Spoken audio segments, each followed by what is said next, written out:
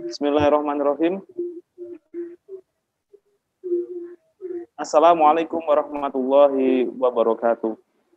Wa bihi nasta'inu ala umuri dunya waddin, wassalatu wassalamu ala asyrafil anbiya'i wal mursalin wa ala alihi wa sahbihi ajmain.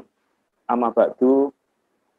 Kepada yang kami hormati para pemateri yang sudah hadir di forum Zoom, kepada yang kami hormati para pemirsa Kasepuan TV Channel.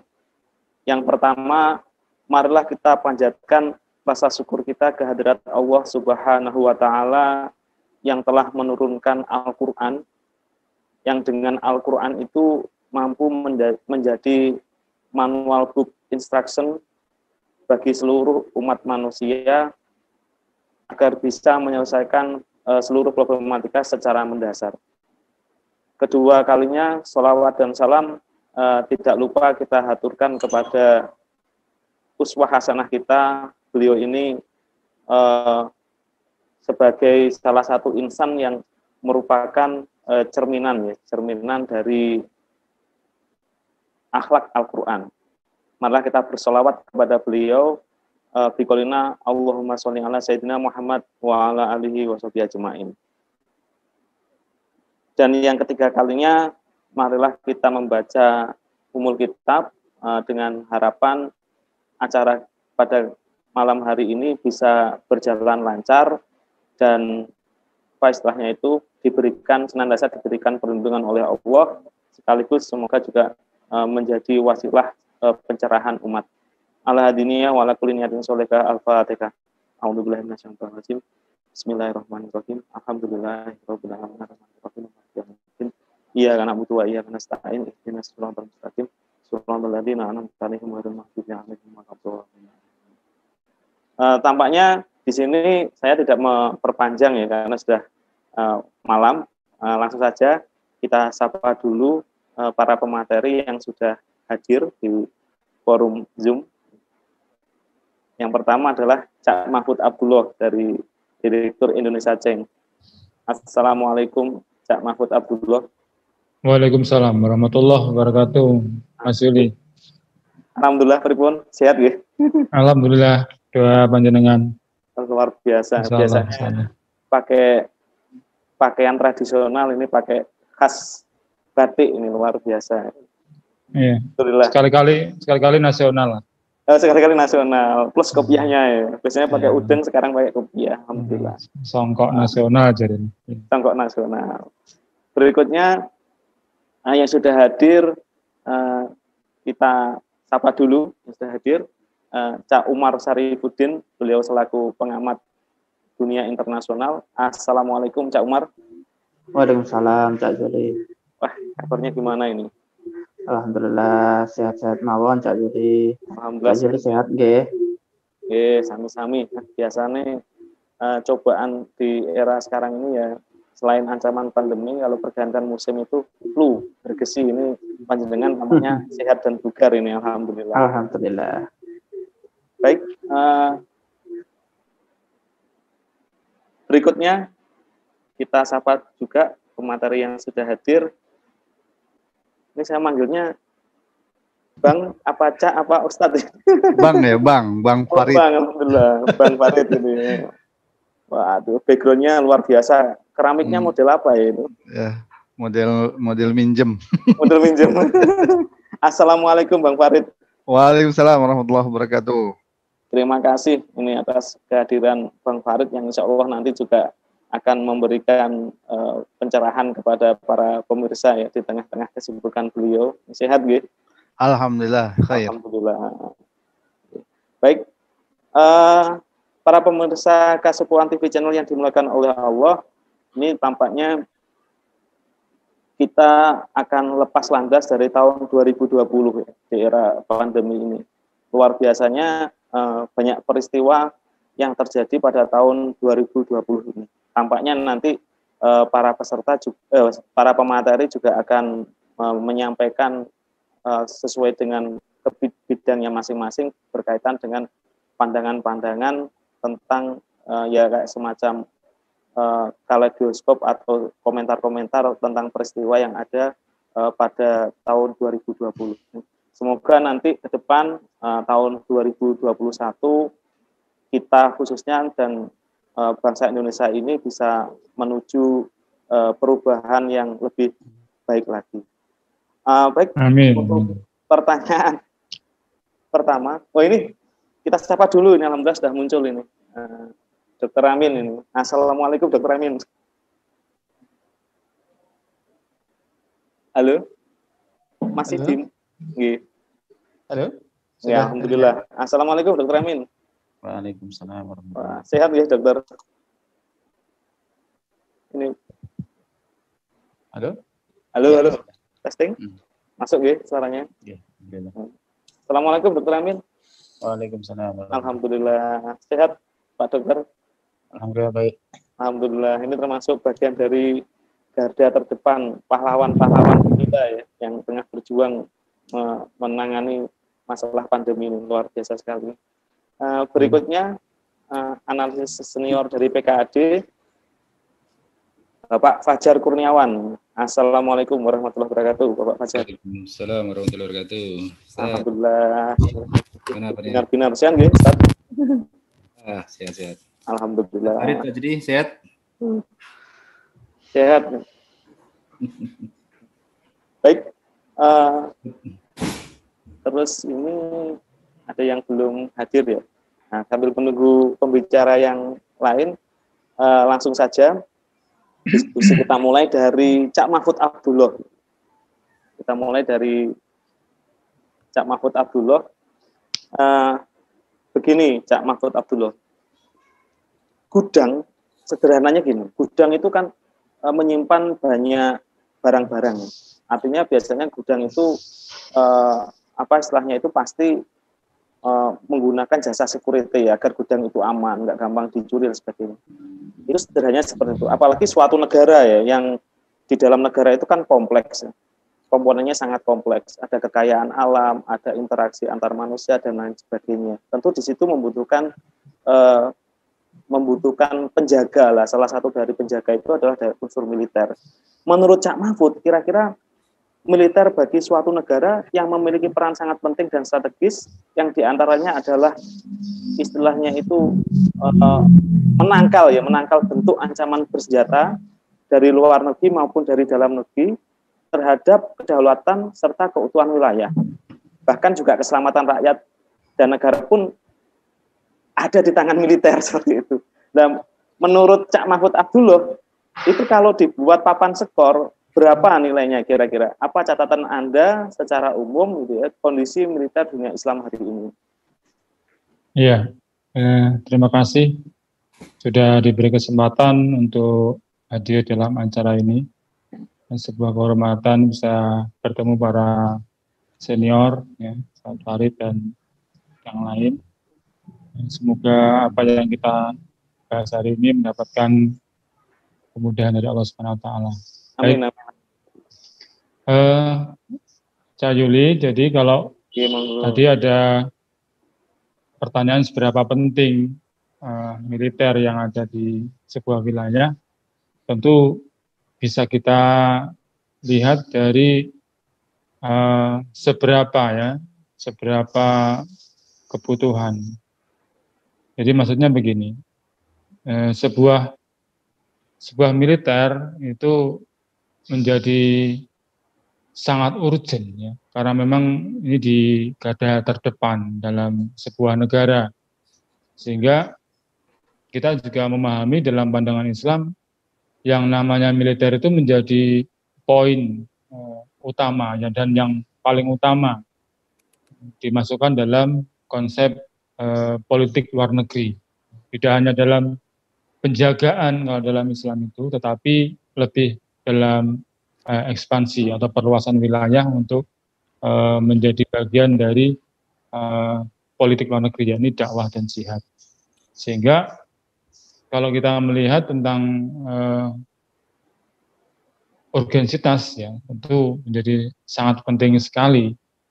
Apalagi kalau kemudian kita melihat sebuah bangsa kalau militernya lemah, ibarat ini kesehatan, ini mohon maaf ini Dr. Amin ya. Jadi seperti imunitas, ya, kekebalan tubuh. Jadi kalau militernya lemah, tentu akan rentan dengan penyakit. Barangkali begitu, Mas. Iya. Sebagaimana tema Rembuk Tandur Sumilir pada malam hari ini, yaitu Quo Vadis dunia muslim kontemporer, tentu kita melihat secara umum kondisi dunia muslim saat ini di beberapa belahan sangat sangat memprihatinkan ya. Artinya beberapa wilayah itu memang tidak merasakan keamanan secara total gitu. Terus bagaimana sih sebagaimana yang panjenengan jelaskan tadi, seharusnya keberadaan militer di dunia Islam ini dapat melindungi nasib umat Islam dari berbagai bahaya yang mengancam mereka gitu. Dan mengapa militer dunia Islam belum bisa berpengaruh atau istilahnya itu unjuk gigi gitu ya, show of force gitu bagi dunia internasional atau minimal mewarnai. Tribun, Iya. Jadi sebenarnya fakta pada tahun 2020 ini tidak jauh berbeda dengan fakta-fakta sebelumnya. Ya, semenjak era Perang Dunia Pertama, kemudian disusul dengan Perang Dunia Kedua, kondisi kaum muslim itu terus mengalami penurunan sampai dengan hari ini. Terlebih dalam posisi pertahanan negara. Ini pertahanan negara dalam keadaan, jadi faktanya dalam yang dialami oleh negara-negara muslim ini lebih menjadi opini atau lebih kepada istilahnya kalau target militer kekuatan militer itu di bawah rata-rata. Mengapa? Karena memang kita melihat person yang membackup negara itu sendiri lebih kepada pengekor negara pertama. Jadi kalau kita melihat tentang kedudukan negara pertama bisa kita lihat adalah Amerika Serikat misalkan. Jadi kalau kita melihat masih berkiblat ke sana, jadi sehingga kemudian bisa dibilang belum mandiri dalam banyak hal, misalkan tentang senjata, kemudian strategi, dan kemudian kemandirian yang lain. Sehingga lebih diwarnai oleh negara-negara besar, sehingga kemudian ketika kemudian dalam mengambil sebuah kebijakan, tentu tidak jauh dari sana. Yang ada adalah negara-negara Muslim ini lebih dikendalikan oleh negara-negara besar. Terlebih kemudian kita melihat fakta yang juga sampai hari ini terjadi, para penguasa ya, kemudian orang-orang yang berkuasa di dalamnya itu juga lebih memihak kepada kepentingan negara besar daripada kepentingan Islam yang kemudian seharusnya itu ada dalam lingkup negaranya. Sehingga walhasil sejak tadi saya sampaikan era Perang Dunia Pertama sampai dengan hari ini belum banyak perubahan. Jadi lebih kepada stagnasi atau kalau dibilang ya tidak banyak perubahan ke arah yang lebih baik.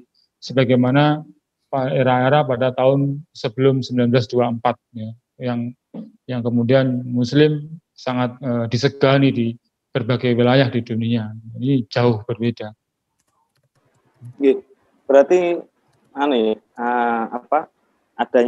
belum adanya kemandirian di dalam dunia militer, kemudian masih para penguasa ini masih memihak kepada kepentingan Barat seperti itu. Nah, untuk selanjutnya kita tahan dulu, Cak Mahfud. Siap. Kita ingin membawa pemirsa Kasepuan TV untuk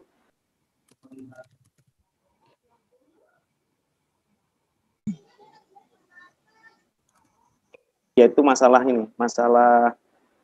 pandemi gitu. Hadir di tengah-tengah kita Dr. Amin. Ini pertanyaan berikutnya kepada Dr. Amin ini. Gini Dok, jadi terabaikannya penelitian virus corona selama bertahun-tahun itu dikarenakan karena salah satunya adalah kurangnya dana yang menjadi indikasi bahwa industri farmasi lebih memprioritaskan keuntungan di atas kode etik mereka. Bagaimana tanggapan dari Dr. Amin? Baik. Bismillahirrahmanirrahim. Assalamualaikum warahmatullahi wabarakatuh. Waalaikumsalam warahmatullahi wabarakatuh.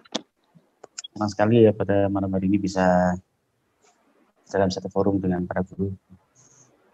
Mudah-mudahan bisa banyak menyerap ilmu dari beliau-beliau semuanya.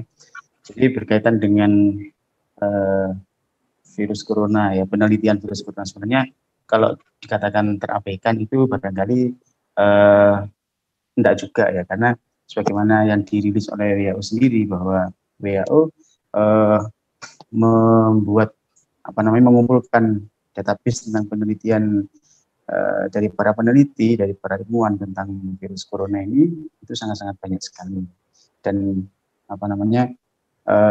itu dipublikasikan di banyak sekali jurnal internasional yang cukup punya reputasi ya. Jadi itu statement dari WHO sendiri ya. Ada data yang menyampaikan seperti itu.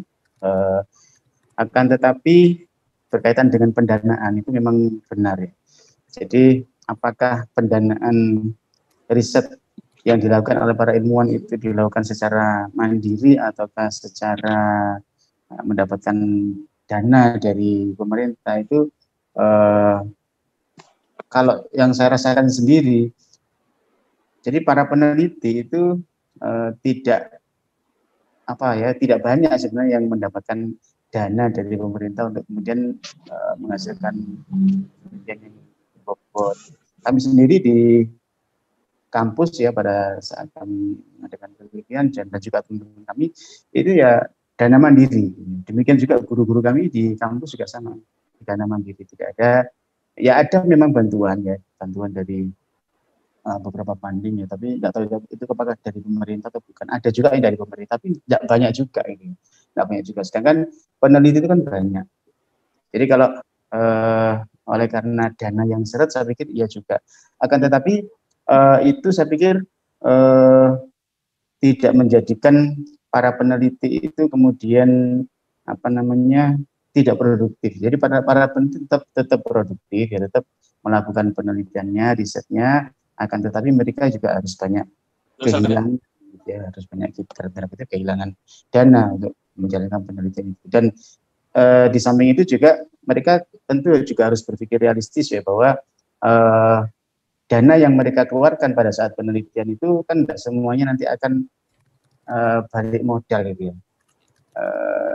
Mereka sudah kehilangan dana berjuta-juta gitu ya, kemudian hasil penelitiannya ternyata juga tidak banyak dipakai ya, apalagi kemudian kalau dikaitkan dengan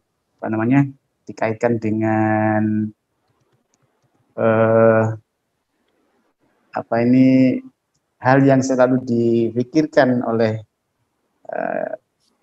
umat manusia pada saat ini ya, semuanya kan harus dihitung atau diukur dengan uang, sehingga penelitian tadi memang mesti akan mengarah kepada sesuatu yang kira-kira menghasilkan enggak ya. Menghasilkan itu bisa menghasilkan uang secara langsung atau bisa menghasilkan reputasi gitu ya, popularitas. Mungkin itu komentar saya. Padahal ini masalahnya adalah masalah kemanusiaan ya, ini ya, pandemi ini. Ya, jadi kalau untuk COVID-nya itu memang untuk SARS-CoV-2 ya, penyebab penyakit COVID-19 ini banyak, penelitian itu sangat banyak sekali. Ya kan, tapi sampai sekarang penelitian itu masih belum cukup untuk bisa menjawab secara tuntas ya. Oleh karena ya ada satu hal yang penting sekali yang tidak dijalankan. Seharusnya ada kolaborasi gitu kan yang bagus antara pengambil kebijakan ya, yang terkait juga dengan pendanaan nanti yang dibutuhkan, semua logistik yang dibutuhkan, semua pendanaan yang dibutuhkan untuk menyediakan logistik ketika akan memutus rantai penularan, itu kan yang penting kan di situ. Jadi saya pikir ini kolaborasinya ini masih belum cantik ya.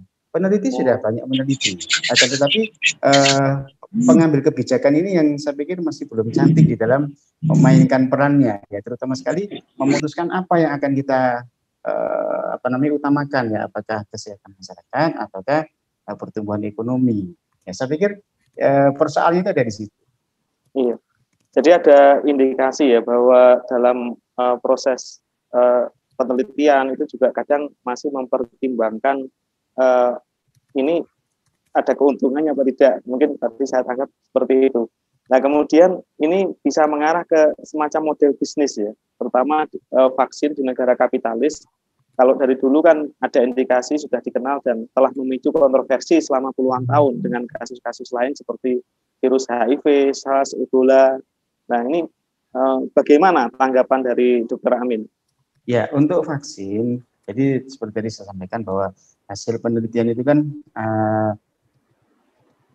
sebaiknya itu kan balik modal. Itu kalau dalam pandangan para peneliti kan balik modal itu bisa berupa uang secara langsung, bisa juga berupa popularitas. Misalkan saya ini seorang peneliti yang produktif ya, yang kemudian karya-karya saya dimuat di jurnal-jurnal bergengsi internasional, maka kan saya mungkin akan dilirik lah oleh WHO, saya akan dilirik oleh siapa gitu kan, sehingga kemudian saya akan dijadikan sebagai pakar dengan gaji sekian dan seterusnya. Itu kan popularitas ya. Memang ada juga orang-orang yang meneliti itu tidak seperti itu ya, tapi itu kan kalau dibilang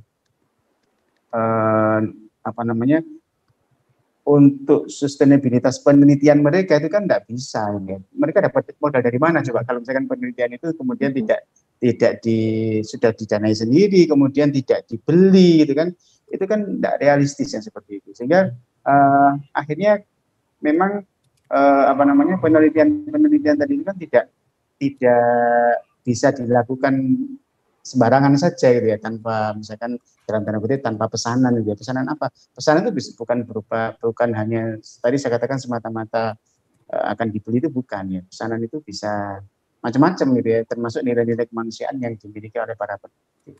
Jadi kalau berkaitan dengan vaksin, memang benar ya bahwa vaksin yang selama ini ada ya, itu kan diproduksi oleh perusahaan-perusahaan tertentu yang itu membutuhkan modal besar gitu kan. Nah kemudian tentu saja dalam sistem kapitalistik yang ada pada saat yang sedang running pada saat ini, orang kan selalu berpikir saya dapat apa gitu kan, saya dapat apa ketika membuat ini membuat itu, sehingga kemudian kondisi ini dibaca ya oleh orang-orang yang memang setting pemikirannya itu seperti itu untuk menghasilkan sesuatu yang sifatnya kompetitif. Jadi vaksin ada banyak sekali ya, vaksin A, B, C, D. Itu mereka berlomba-lomba untuk memasarkan vaksinnya masing-masing. Vaksin saya itu keunggulannya di sini ya. Misalkan vaksin saya itu semua virus itu saya ambil. Kalau vaksin saya enggak, vaksin saya cuma protein S-nya saja, ya bagian dari virusnya, sehingga ibaratnya potensi untuk terjadinya reaksi alergi itu tidak besar, misalkan seperti itu. Kalau vaksin saya bukan protein, tapi lebih menjurus kepada RNA-nya, macam-macam itu. Kemudian nanti mereka juga bersaing di cara penyimpanan. Vaksin saya cukup disimpan di minus 20 derajat. Ya, vaksin saya enggak, harus di minus 80 derajat misalkan seperti itu. Atau vaksin saya cukup diminumkan saja. Kalau vaksin saya harus disuntik intrakutan, harus disuntik dan seterusnya. Itu mereka bersaing dalam hal itu. Nah, kemudian kejadiannya adalah persaingan tadi itu kan mengerucutnya kan kepada modal berapa atau berapa dana yang akan saya dapat, berapa keuntungan dana yang akan saya dapatkan di dalam produksi vaksin, menjual vaksin tadi itu. Sehingga kalau pada saat ini vaksin itu seperti contoh di Indonesia sendiri ya, pemerintah akhirnya mengambil keputusan bahwa dari 170 juta orang yang akan divaksin itu hanya sebagian saja itu yang tidak yang tidak dipungut biaya ya alias gratis. Akan tetapi tetap saja bahwa perusahaan-perusahaan vaksin tadi itu akan menjual kepada pemerintah gitu ya. Dan ini saya pikir sesuatu yang wajar. Nah, yang tidak wajar itu adalah ketika kemudian pemerintah mendistribusikan vaksin tadi kepada masyarakat itu tidak sebagaimana yang seharusnya dilakukan oleh pemerintah, di mana kesehatan ini merupakan hajat hidup orang banyak, kebutuhan orang banyak, maka mestinya kan diberikan secara cuma-cuma, karena kalau orang itu tidak divaksin, ya kan, kalau misalkan ini kita sudah bicara efikasinya bagus ya, safety-nya bagus, orang tidak divaksin, gitu kan, maka mereka itu akan sangat rentan sekali menjadi carrier, gitu. Nah, ketika dia menjadi carrier, maka meskipun sekian persen orang divaksin, ada taruhlah misalkan 20% saja orang yang divaksin dan dia akan jadi carrier, maka virus ini akan bertahan di tubuh orang ini. Dan nanti itu akan muncul kembali, akan terjadi re-emerging disease. Berbeda ketika misalkan semua orang sudah divaksin, oleh karena tidak ada lagi persoalan dana, ya, jadi kan persoalan itu kan perusahaan vaksin ini langsung berhubungan dengan masyarakat. Gitu. Seharusnya kan perusahaan vaksin ini, kalaupun seandainya pemerintah masih belum bisa membuat sendiri, pemerintah akan membelilah dari perusahaan vaksin itu, dan kemudian distribusikan kepada rakyatnya secara keseluruhan, secara cuma-cuma, gitu. Kenapa? Karena masih, kalau nggak cuma-cuma itu akan banyak sekali atau adalah orang-orang yang tidak mau divaksin, dan itu akan membahayakan untuk kelanjutan penyakit ini. Jadi tidak bisa diputus begitu saja, karena masih ada taruhlah 20% orang yang menjadi carrier. Iya. Luar biasa sekali penjelasannya, sangat rinci, adanya kerjasama yang belum cantik ya antar berbagai macam stakeholder yang ada, kemudian motivasi dengan latar belakang yang sangat banyak, dan yang ketiga adalah masalah distribusi, tadi sudah dijelaskan oleh Dr. Amin. Kita tahan dulu Pak Dokter, kita pemirsa Kasepuan TV dalam tema Quo Vadis Dunia Muslim Kontemporer, kita bawa ke pemateri berikutnya. Nanti insya Allah kita kembali ke Dr. Amin, Cak Fajar. Gitu. Kita ke Cak Fajar dulu. Nah, Cak Fajar Kurniawan selaku analis senior Pusat Kajian dan Analisis Data. Bagaimana sih menurut Cak Fajar ini melihat secara umum para penguasa di negeri Islam saat ini? Bagaimana? Baik. Bismillahirrahmanirrahim. Assalamualaikum warahmatullahi wabarakatuh. Waalaikumsalam warahmatullahi wabarakatuh. Kang Yuli Sarwanto untuk undangannya pada malam hari ini ya. Mudah-mudahan diskusi ini membawa pencerahan untuk kita semuanya ya, dan juga kepada siapapun yang menyaksikan tayangan di Kasepuan TV ini. Menjawab pertanyaan tadi yang disampaikan oleh Kang Yuli Sarwanto terkait dengan bagaimana potret dari para penguasa di negeri-negeri Islam ya. Jadi kalau boleh saya katakan bahwa para penguasa-penguasa di negeri-negeri Islam itu sesungguhnya tidak lebih dari para pengkhianat kepada rakyatnya ya. Karena sesungguhnya mereka bukan bekerja untuk rakyat mereka atau masyarakat mereka, tapi mereka bekerja untuk Tuhan mereka yang sesungguhnya. Kita lihat saja dari mana saja negeri-negeri Islam ya, mulai dari Aljazair, Mesir ya, Suriah, Yaman ya, kemudian Irak, Saudi ya, termasuk di negeri kita di Indonesia ya. Nah, jadi saya kira itu wujud nyata dari penguasa-penguasa di negeri-negeri Muslim, bahwa mereka adalah para diktator ya, atau mereka adalah punya gaya yang baru, yaitu adalah otoritarianisme gaya baru ya, atau new authoritarianism. Nah, kalau mereka diktator ya, sebagian mereka adalah para diktator yang sudah jelas-jelas dalam proses naiknya mereka ke tampuk kekuasaan pun diperoleh dengan cara-cara semisal kudeta ya, dan ini terjadi di beberapa negara. Atau mereka adalah bagian dari politik dinasti ya. Atau yang kedua adalah mereka para penguasa yang dipilih oleh rakyat melalui proses-proses yang katanya demokratis, proses-proses melalui pemilu dan seterusnya, tapi sesungguhnya mereka kemudian menjadi otoritarianism ya. Inilah yang kemudian sekarang menimpa banyak sekali negeri Islam gitu ya. Bagaimana kemudian mereka berubah menjadi otoriter yang ya. Dan yang menarik adalah apa yang diungkapkan oleh dua ilmuwan Harvard University, yaitu Levitsky dan Ziblatt, di dalam buku mereka yang lagi ngehit ya beberapa waktu yang lalu, yaitu adalah How Democracies Die ya. Mereka menyatakan ada 4 bentuk pola-pola yang yang mereka identifikasi ya dari para penguasa negeri-negeri Muslim itu, bagaimana mereka kemudian berubah menjadi para diktator atau pemimpin-pemimpin yang otoriter itu. Yang pertama adalah para pemimpin itu secara berlahan mereka kemudian melakukan penolakan-penolakan atau setidaknya mengurangi komitmen mereka atau mempunyai komitmen yang lemah terhadap penegakan demokrasi gitu. Itu kalau bahasanya Levitsky dan Ziblatt itu tandanya seperti itu.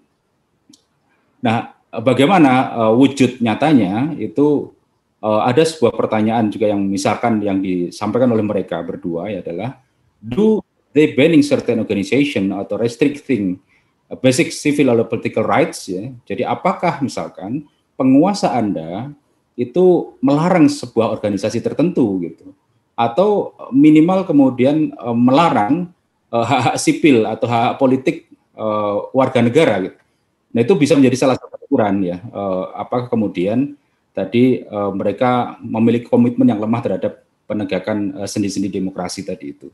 Jika itu ada, maka itu adalah salah satu tanda gitu ya dari 4 tanda yang tadi dikatakan oleh Levitsky dan Ziblatt itu. Ya. Nah, kira-kira ada nggak Mas Juli itu di negeri-negeri Muslim? Saya kira banyak sekali gitu ya.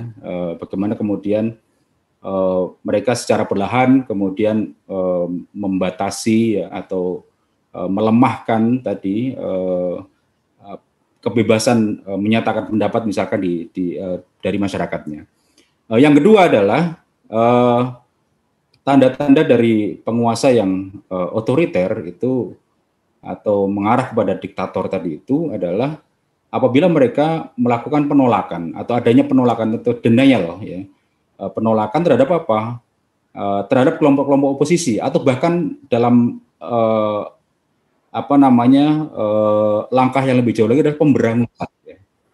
Nah, jika ini ada, maka itu juga bagian dari tanda bahwa penguasa di negeri-negeri Muslim itu telah mengarah kepada otoriter. Ya. Ada banyak sekali alasan yang bisa digunakan untuk mereka menuding atau untuk memberangus oposisi, misalkan bahwa kelompok Anda atau bahkan Anda misalkan mengancam ideologi negara, Anda melakukan tindakan makar atau subversif ya, atau Anda tidak Pancasilais, Anda intoleran, atau mungkin juga dengan tuduhan-tuduhan yang lainnya yang kadang ya atau yang seringkali sumir ya atau tidak berdasar begitu. Nah, ini adalah tanda kedua.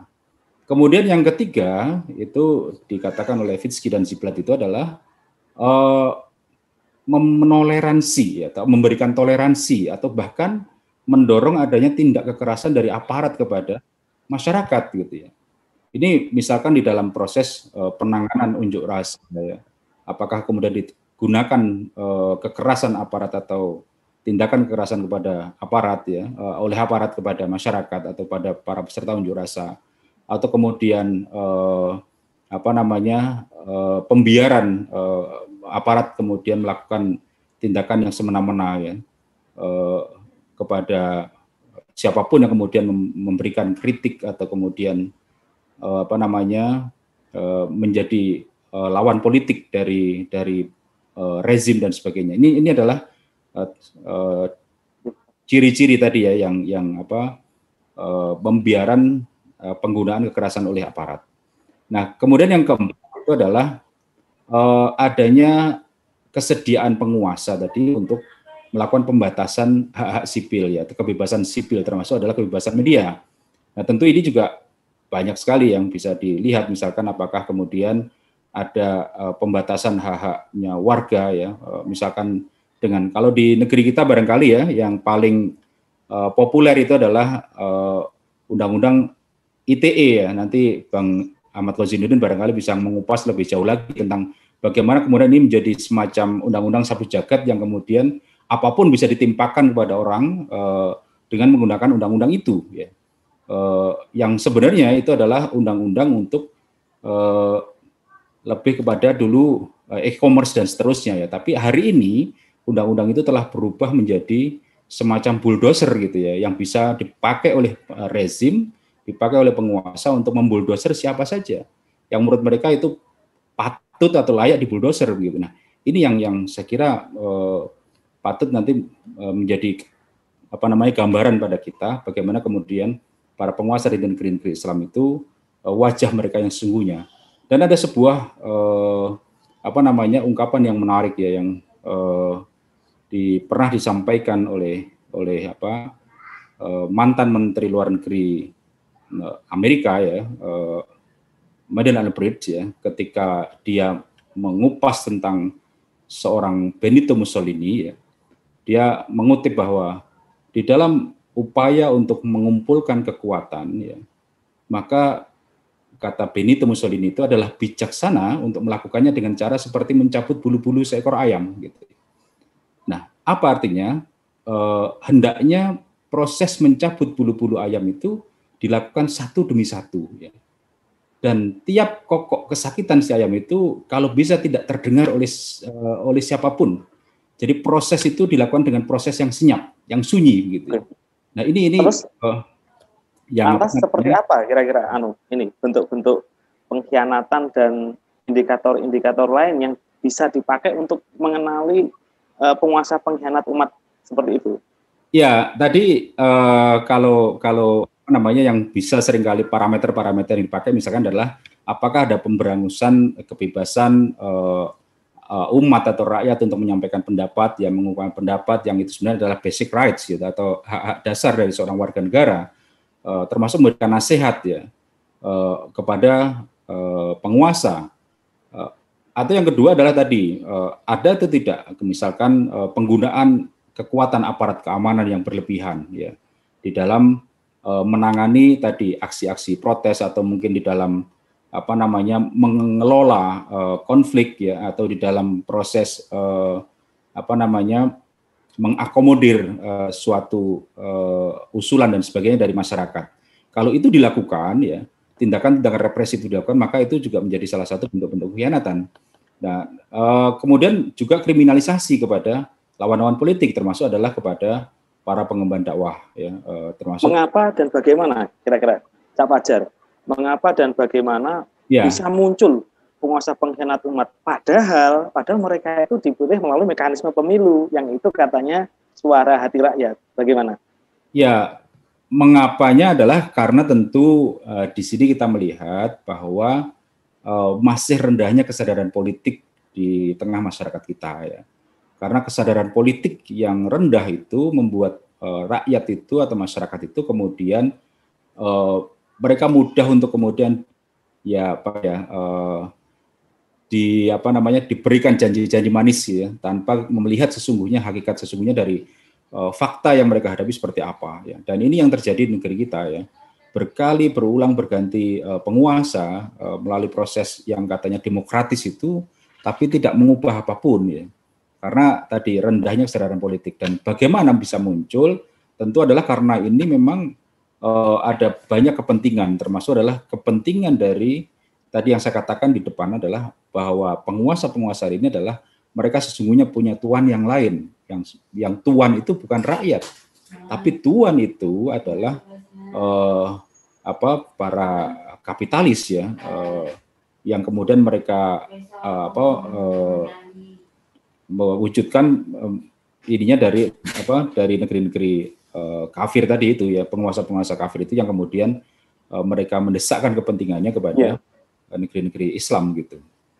Iya, adanya kesadaran politik masyarakat yang masih perlu ditingkatkan dan adanya indikasi bahwa mereka itu sebetulnya bukan melayani rakyat tapi melayani tuan-tuan yang lain. Oke, kita tahan dulu. Tadi panjenengan sempat nyinggung Cak Ahmad Khozinuddin. Nah, saya langsung sentil saja beliau. Assalamualaikum Cak Ahmad Khozinuddin. Monitor. Halo, monitor. Waalaikumsalam warahmatullahi wabarakatuh. Alhamdulillah. Tadi belum kita sapa. Sehat Cak Ahmad Khozinuddin? Alhamdulillah sehat. Nah, ini langsung saja Cak Ahmad Khozinuddin. Jadi, Ya. Quo Vadis dunia Muslim kontemporer. Tadi sudah kita diskusi masalah militer, kita diskusi masalah pandemi COVID, kita juga sudah diskusi masalah perpolitikan. Nah, sekarang kita sesuai dengan background panjenengan sebagai selaku praktisi hukum ya. Kira-kira yang pertama ini menurut Kang Khozin, ya, menurut Kang Khozin melihat polisi dunia Islam setahun ini bagaimana secara umum dulu? Apa yang membuat demikian? Ya, bismillahirrahmanirrahim. Assalamualaikum warahmatullahi wabarakatuh. Sebenarnya kita terlalu berlebihan kalau menggunakan nomenklatur politik dunia Islam, karena sesungguhnya politik dunia Islam itu tidak mungkin terwujud kecuali diwakili oleh institusi negara, dan institusi negara yang mewakili politik dunia Islam adalah negara khilafah. Dan sejak khilafah diruntuhkan pada tahun 1924 di Turki, maka praktis tidak ada politik yang diadopsi oleh negara yang mewakili dunia Islam. Yang ada mungkin politik yang diwakili oleh negeri-negeri kaum muslimin, yang secara umum politik luar negerinya tidak lepas dari hegemoni politik luar negeri kapitalisme global yang saat ini memang dikuasai oleh Amerika dan negara-negara barat. Misalkan dunia Islam masih saja membebek pada isu-isu radikalisme, terorisme, war on terrorism, yang walaupun politik ini semakin ke sini narasinya agak sumir, karena pada akhirnya umat juga mampu memverifikasi bahwa apa yang dimaksud dengan war on terrorism itu sejatinya adalah war on Islam. Namun demikian, dari sisi individu atau gerakan-gerakan keislaman, kita juga bisa membaca memang ada geliat gerakan keislaman yang saya juga tidak bisa mendefinisikan ini sebagai politik dunia Islam, tapi gerakan keislaman saja begitu. Karena politik adalah serangkaian kebijakan umum yang diadopsi oleh negara dengan menetapkan kebijakan tertentu atau hukum-hukum tertentu dalam merealisir visi politiknya. Nah, kalau dalam konteks Islam tentu politik luar negerinya adalah untuk merealisir dakwah Islam, yakni agar Islam menjadi rahmat bagi semesta alam. Makanya nanti bisa diadopsi hubungan kerjasama dengan negara-negara tertentu, mengikat damai, menetapkan perang, mengikat perjanjian, termasuk mengikat hubungan dagang, yang semua itu adalah hanya strategi saja. Tapi visi politiknya adalah dalam rangka untuk mendakwakan Islam sebagai rahmat bagi semesta alam. Nah, hari ini tentu hal-hal yang demikian tidak bisa kita temui begitu. Makanya saya menyebutnya ini adalah politik gerakan Islam saja.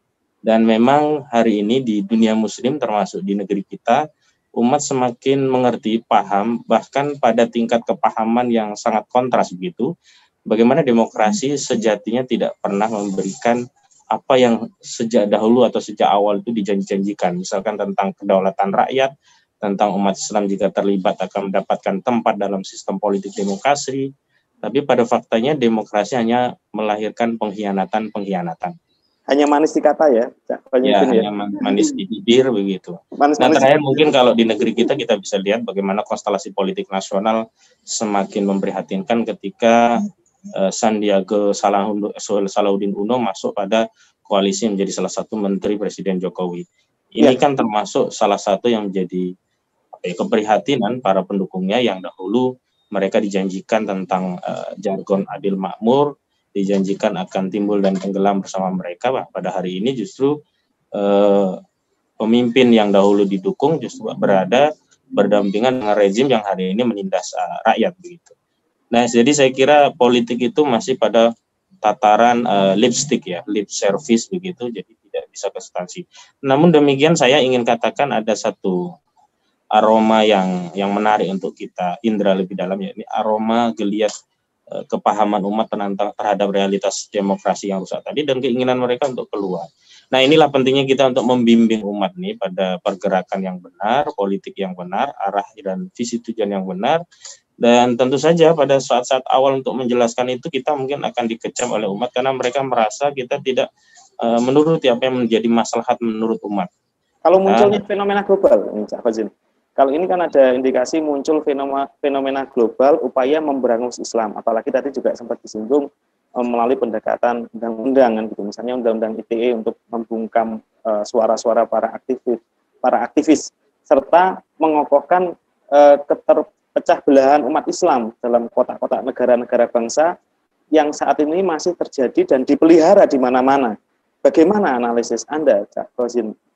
Ya, kalau itu memang apa yang terjadi di negeri ini adalah kelanjutan politik luar negeri dari negara-negara barat, bukan politik dunia Islamnya. Dunia Islam itu hanya memberikan respon dari gerakan-gerakan keislaman terhadap politik luar negeri yang diadopsi oleh negara-negara barat. Memang ada politik yang diadopsi itu adalah adanya penekanan terhadap gerakan Islam agar Islam politik itu tidak berkembang, dimusuhi oleh komponen Islam lainnya dan dianggap sebagai biang kerok terhadap berbagai problem yang mendera umat dan bangsa bahkan dunia begitu. Dan di Indonesia juga sama demikian karena gerakan-gerakan Islam itu selalu dicurigai, dianggap menjadi problem bangsa, memecah belah, anti dan seterusnya, dan kemudian ditimbulkan juga apa yang disebut dengan Islamofobia. Gitu. Bagaimana kaitannya ini, Cak Fazil? Bagaimana kaitannya munculnya beragam kebijakan represif penguasa dunia Islam dengan arus tadi yang Pak dengan sampaikan kan sudah mulai ada pergolakan ke arah melirik Islam sebagai solusi ya kurang lebihnya terhadap arus penegakan syariah di negeri ini khususnya dan dunia internasional secara umum. Iya, para penguasa di dunia Islam itu kan sejatinya adalah antek, mereka kepanjangan tangan para penjajah yang kekuasaan mereka tuh tegak di atas pengkhianatan.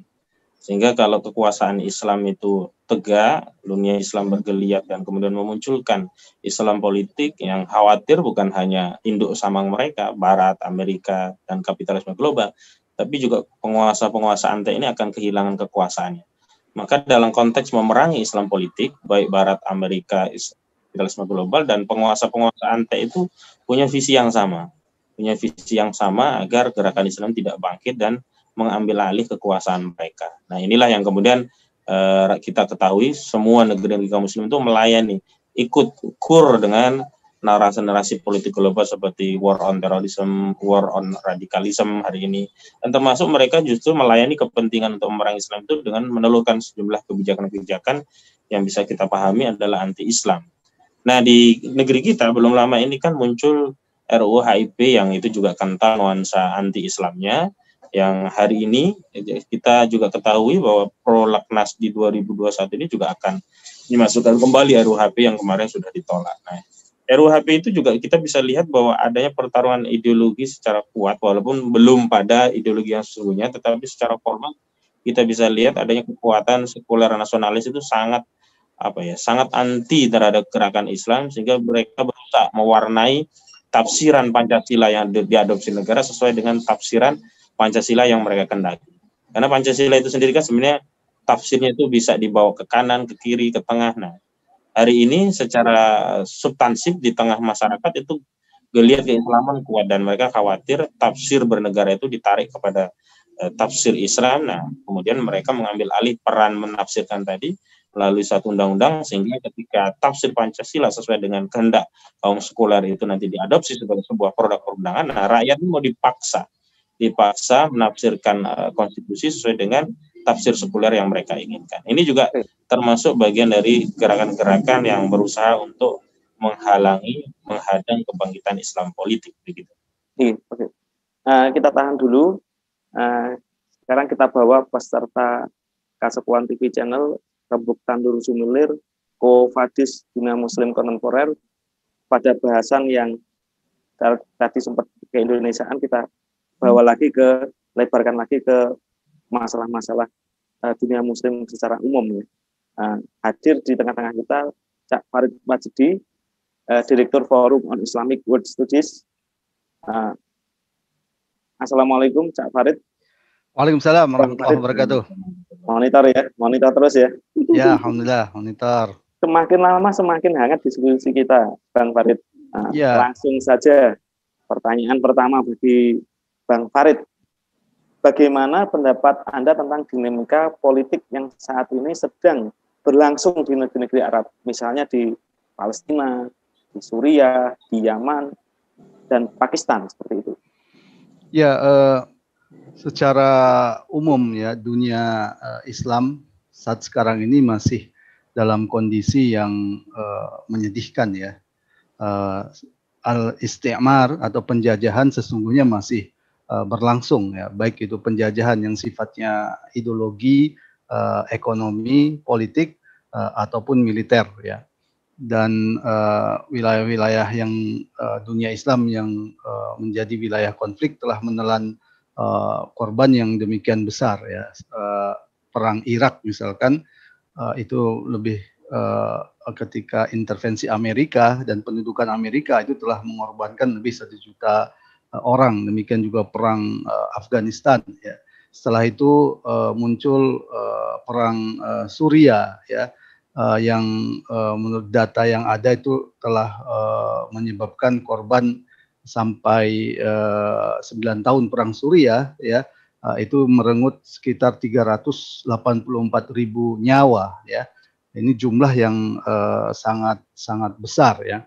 Demikian juga perang Yaman ya, itu sekitar 91.000 orang terbunuh ya dalam pertempuran di Yaman. Belum lagi krisis kelaparan dan ancaman wabah penyakit yang sekarang terjadi di Yaman. Palestina masih terus dijajah, terus diduduki. Pemukiman-pemukiman penduduk Palestina terus digusur oleh entitas penjajah Yahudi ya. Jadi ini menunjukkan kondisi dunia Islam yang masih menyedihkan ya.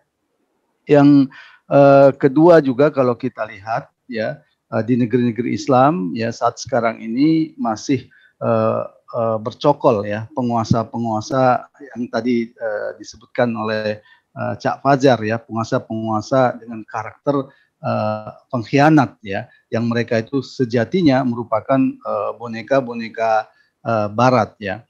Maka tidak mengherankan ya penguasa-penguasa ini keberadaannya adalah untuk memuluskan kepentingan-kepentingan Barat di negeri-negeri Islam ya. Kepentingan ideologi dengan mengusung isu terorisme dan radikalisme yang ujung-ujungnya itu adalah memerangi Islam kafah ya. Kemudian juga memberikan karpet ya kepada Barat untuk mengeksploitasi kekayaan negeri Islam melalui sistem demokrasi yang melahirkan berbagai undang-undang yang menjadi legitimasi terhadap perampokan kekayaan negeri-negeri Islam. Demikian juga penguasa negeri Islam itu menampakkan sosok yang represif ya. Sosok represif ini muncul terutama terhadap gerakan-gerakan Islam yang dianggap menjadi ancaman eksistensi penjajah kapitalisme ya. Karakter penguasa boneka ini kemudian berupaya meyakinkan Barat bahwa mereka serius sungguh-sungguh untuk memerangi kelompok-kelompok yang membawa aspirasi syariat Islam secara kafah yang ingin menyatukan umat Islam di bawah naungan khilafah ya. Ini masih berjalan ya. Yang jelas saat ini pengkhianatan penguasa-penguasa negeri Islam itu semakin menampakkan wajah aslinya ya. Di dunia Arab sekarang ini tampak bagaimana penguasa-penguasa negeri Arab ya secara terbuka ya menunjukkan pengkhianatannya terhadap masalah Palestina misalkan dengan beramai-ramai melakukan normalisasi dengan entitas penjajah Yahudi ya. Sesungguhnya penguasa Arab ini telah berkhianat sebelumnya ya, karena diamnya mereka terhadap berbagai penderitaan rakyat Palestina dengan tidak melakukan tindakan yang efektif ya untuk menghilangkan penjajah Yahudi dengan memobilisasi pasukan militer. Ini adalah bentuk pengkhianatan. Nah, pengkhianatan sekarang yang lebih tampak lagi adalah ketika mereka melakukan normalisasi ya terhadap penjajah Yahudi, yang berarti itu memberikan legitimasi politik bagi penjajah Yahudi ini untuk diakui sebagai negara sekaligus untuk menindas ya rakyat Palestina ya. Demikian juga kondisi negeri Islam saat sekarang ini ditandai dengan kegagalan ya penguasa-penguasa negeri Islam untuk melakukan pengurusan terhadap rakyatnya. Ini hampir merata ya. Mesir gagal, Suriah apalagi, Libya apalagi ya, Irak juga gagal ya. Termasuk Indonesia juga gagal ya. Ini adalah saya potong dulu. Ya, silakan. Saya potong dulu gini. Jadi setiap ada problem, setiap ada ketertindasan, penindasan, itu pasti ada upaya normali secara normal itu pasti ada upaya untuk perlawanan atau secara umum itu ada upaya untuk perubahan. Tampaknya unsur-unsur perubahan yang berlangsung di dunia muslim hari ini itu bisa menjadi tawaran menyelesaikan aneka permasalahan umat khususnya di negeri tersebut. Apakah seperti itu? Ya, seperti yang saya katakan tadi, faktor-faktor yang di atas itu kemudian akan membawa perubahan yang kuat ya di negeri Islam ya. Pertama posisi mereka sebagai boneka, kemudian kegagalan mereka untuk mengurus rakyat dan pengkhianatan mereka yang semakin terbuka ya. Ini akan menjadi mereka intinya sedang menggali kuburan mereka sendiri ya. Maka kalau tadi ditanya ya bagaimana kondisi negeri Islam ke depan, saya melihat negeri Islam sedang mengalami beberapa fase-fase penting ya. Fase pertama itu adalah fase keruntuhan khilafah Islam, di mana negeri-negeri Islam dipecah-pecah oleh Barat menjadi nation state ya atau negara bangsa yang kemudian diberikan kemerdekaan yang dikendalikan ya, diberikan kemerdekaan tapi dikendalikan. Di mana kendali itu melalui dua ya, yaitu pertama adalah pemimpin yang menjadi boneka Barat, yang kedua adalah sistem yang merujuk kepada Barat ya, kapitalisme liberal dan seterusnya atau komunisme pada saat itu.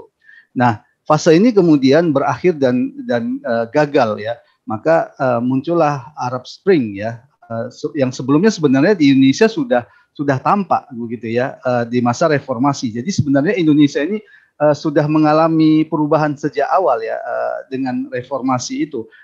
Kalau di Barat, kalau di Arab maksud saya muncul Arab Spring yang ditandai dengan pergolakan pertama kali di Tunisia, kemudian menjalar ke Mesir, kemudian ke Suriah, Libya dan seterusnya.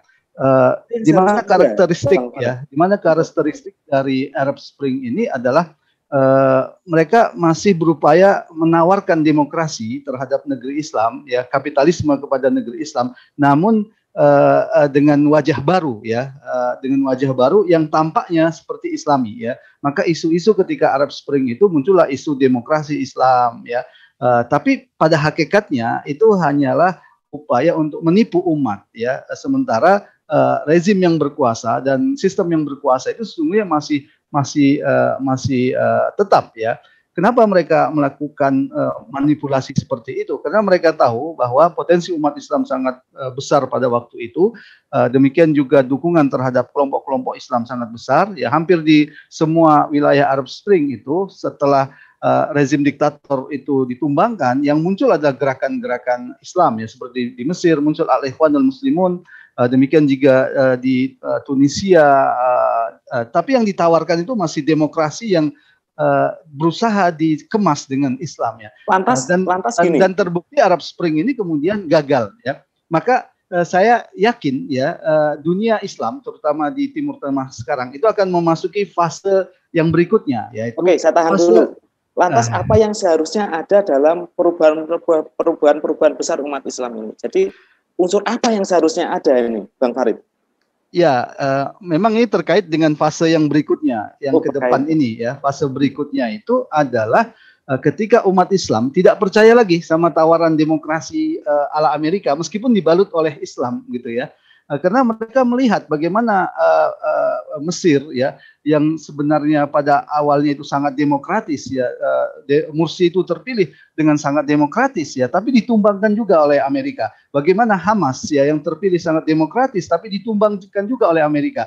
Maka saya melihat bahwa fase berikutnya dunia Islam ini adalah fase ketika dunia Islam ini tidak lagi percaya pada demokrasi ya, tidak lagi percaya kepada Barat, dan pilihan umat Islam tampaknya nanti ya akan mengarah kepada Islam ya. kembalinya Islam dalam wujud ideologis ya. Saya kira akan mengarah pada perubahan Islam, kembalinya Islam ideologis. Oke, iya. kita tahan dulu, Bang Farid. Kita berpindah ke pemateri berikutnya. Gitu.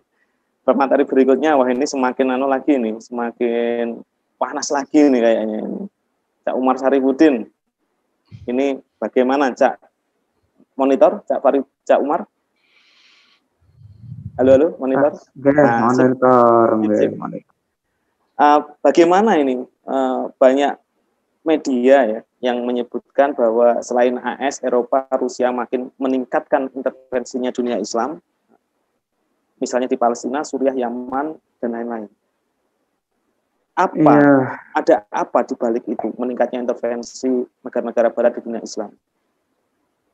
Ya, tentu saja di samping faktor benefit, ada faktor ekonomi karena watak imperialis global, di mana mereka juga mengadopsi paham kapitalisme. Mereka juga khawatir akan kebangkitan raksasa Islam melalui tegaknya kembali satu peradaban yang agung yang hari ini tampak menyebar luas di dunia Islam, yaitu tegaknya syariah Islam secara kafah. Dan berikutnya kita juga melihat fenomena global hari ini, di samping Amerika Serikat hari ini menghadang laju tumbuhnya Cina sebagai raksasa regional, namun Amerika juga tidak lupa mengarahkan arah senjatanya maupun arah politik luar negerinya untuk terus mengawasi dunia Islam agar terus mengalami alienasi politik dari ideologi Islam itu sendiri. Di mana kita juga melihat bahwa Amerika juga telah membentuk aliansi internasional meliputi Rusia, ada juga Eropa, Cina, Iran, ada Arab Saudi, ada juga Turki dan Yordan. Itu untuk mencegah kembalinya khilafah Islam saat itu ya. Aliansi Amerika dengan berbagai negara kan gitu. Lantas hubungannya intervensi asing itu dengan Amerika dan strategi Amerika di dunia Islam gimana, Cak Umar? Ya, kita melihat bahwa strategi negara adidaya ini yang bernama Amerika Serikat ini tentu tidak bisa sendiri untuk mengganyang ya, atau untuk memuluskan narasi politiknya di dunia Islam, terutama di Timur Tengah ya. Tentu saja Amerika harus menyusun satu kesepahaman antar berbagai negara. Sekarang kita juga melihat adanya pergolakan politik yang kian lama kian genting, bahwa itu pun juga selaras dengan tumbuhnya semangat berislam kaum muslimin dan kesadaran politik umat Islam di dunia Islam sendiri, di dunia Muslim sendiri, dan tampak Amerika seolah-olah berada di pihak masyarakat ya. Tetapi hakikatnya mereka menginginkan agar dunia Muslim tetap dalam status quo dalam genggaman politik Amerika Serikat, sehingga berbagai kesepakatan, perjanjian, dan berbagai kerjasama itu difungsikan agar terus mengokohkan penjajahan Amerika Serikat di dunia Islam. Di samping hari ini kita juga dalam 1 tahun ini mendapatkan banyak sekali kasus pelecehan terhadap Islam, di antaranya yang populer, Bung, yaitu pernyataan Presiden Prancis Emmanuel Macron ya, yang mengatakan bahwa agama Islam itu dalam keadaan krisis di seluruh dunia, termasuk pembelaan Presiden Macron ini kepada penghina Rasulullah Shallallahu Alaihi Wasallam sebagai bentuk freedom of expression, dan ini sebagai bentuk kebodohan dan fobia terhadap Islam dan simbol-simbolnya. Kalau kita cermati, penghinaan terhadap Nabi Muhammad yang dilakukan oleh Kafle Charlie Hebdo merupakan penghinaan yang telah dilakukan kesekian kalinya oleh media massa terbitan Eropa ya, yaitu bagian dari tradisi budaya Barat. Seperti Jalen Austen di Denmark dulu juga pernah kan memantik kemarahan dunia Muslim saat itu ya. Selalu saja kalau mereka ditegur keras oleh umat Islam dengan berbagai bentuk boikot, ada demo-demo besar ya, termasuk di Eropa sendiri komunitas Muslim juga melakukan demonstrasi ya, bahwa dalih pembuatan dan pemuatan kartun itu merupakan bagian dari kebebasan berekspresi, selalu gitu saja. Sehingga kita melihat adanya hipokrisi Barat ya dalam hal ini. Yang pertama, mereka melihat adanya kesenjangan antara kebebasan berekspresi yang mereka tanamkan ya kepada masyarakat. Di sisi lain, kita juga mempertanyakan kenapa muslimah di sana juga dilarang memakai burdah. Kenapa? Karena itu juga bagian dari kebebasan berekspresi. Faktanya juga kebebasan berekspresi juga dimanai sebatas kebebasan untuk menghina Nabi Muhammad SAW.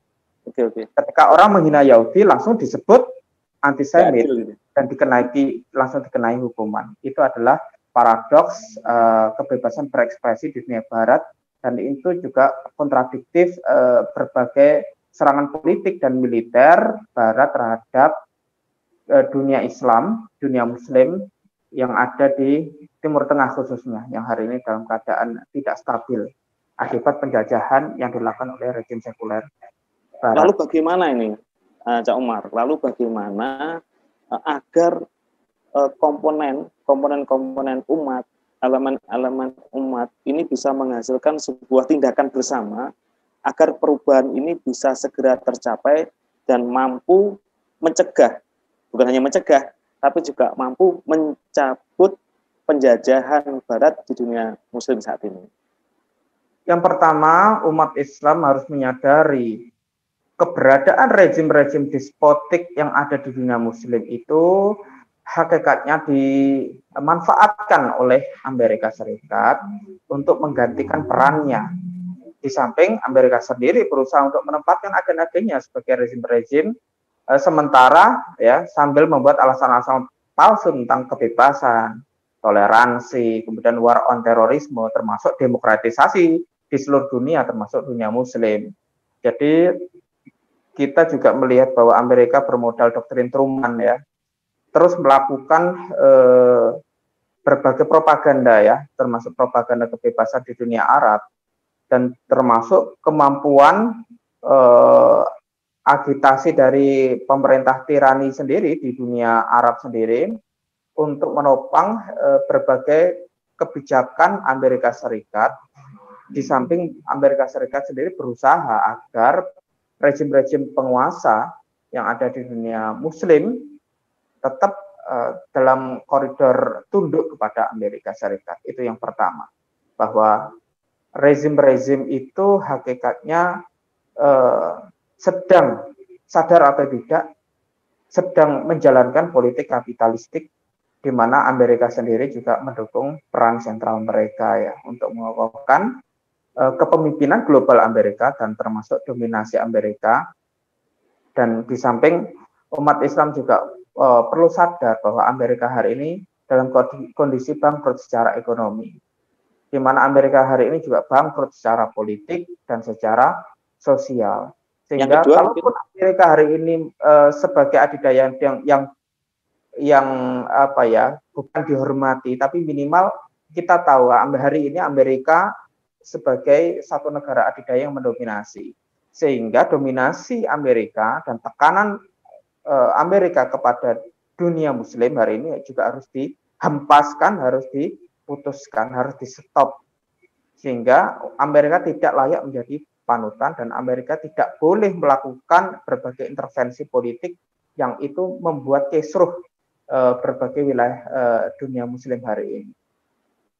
Sehingga umat Islam ketika melihat ada kekosongan yang hari ini terjadi, kekosongan ya hubungan antara rakyat dengan penguasa yang hari ini mulai makin lama makin dahsyat, maka rakyat harus bangkit untuk menjadikan perubahan-perubahan di masa yang akan datang adalah perubahan yang diwarnai oleh Islam, perubahan bahkan nyawanya adalah perubahan Islam, sehingga menghasilkan satu peradaban yang baru, satu perubahan yang agung, bukan perubahan yang terseok-seok masih dalam narasi Amerika Serikat sendiri. Unsur yang berikutnya, yang kedua, langkah kedua. Ya, yang berikutnya ya umat Islam harus mematahkan seluruh belenggu ketakutan dan beserta wajib menolak dan melepaskan diri mereka dari berbagai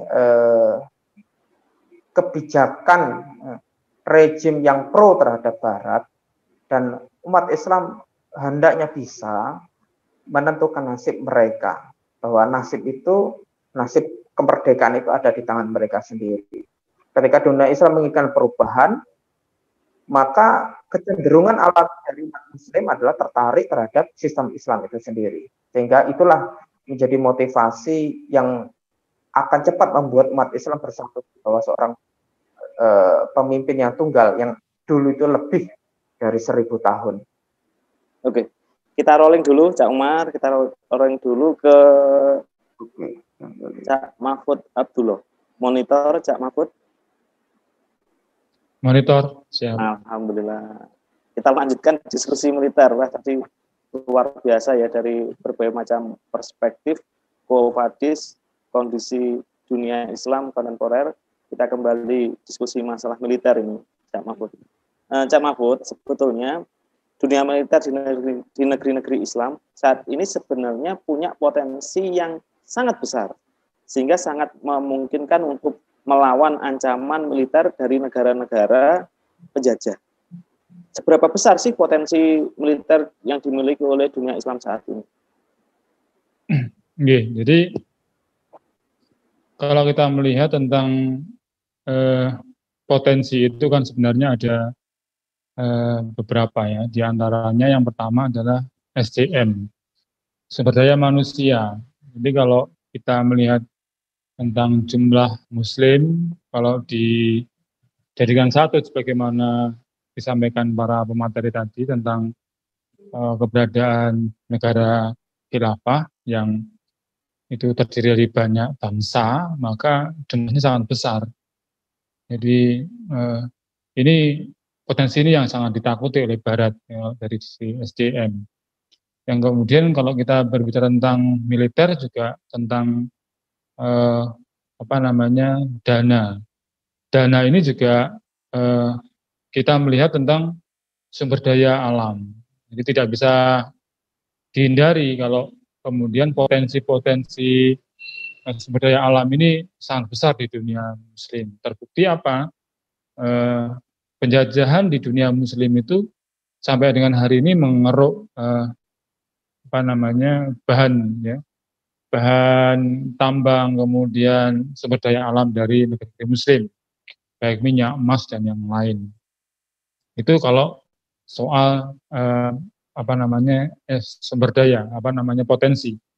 Nah, tetapi satu hal yang kita juga penting bahwa tentang ideologi. Jadi ini tidak bisa dipungkiri kalau kemudian ideologi Islam ini menjadi ideologi umat ya, yang kemudian mereka adopsi, mereka emban menjadi sebuah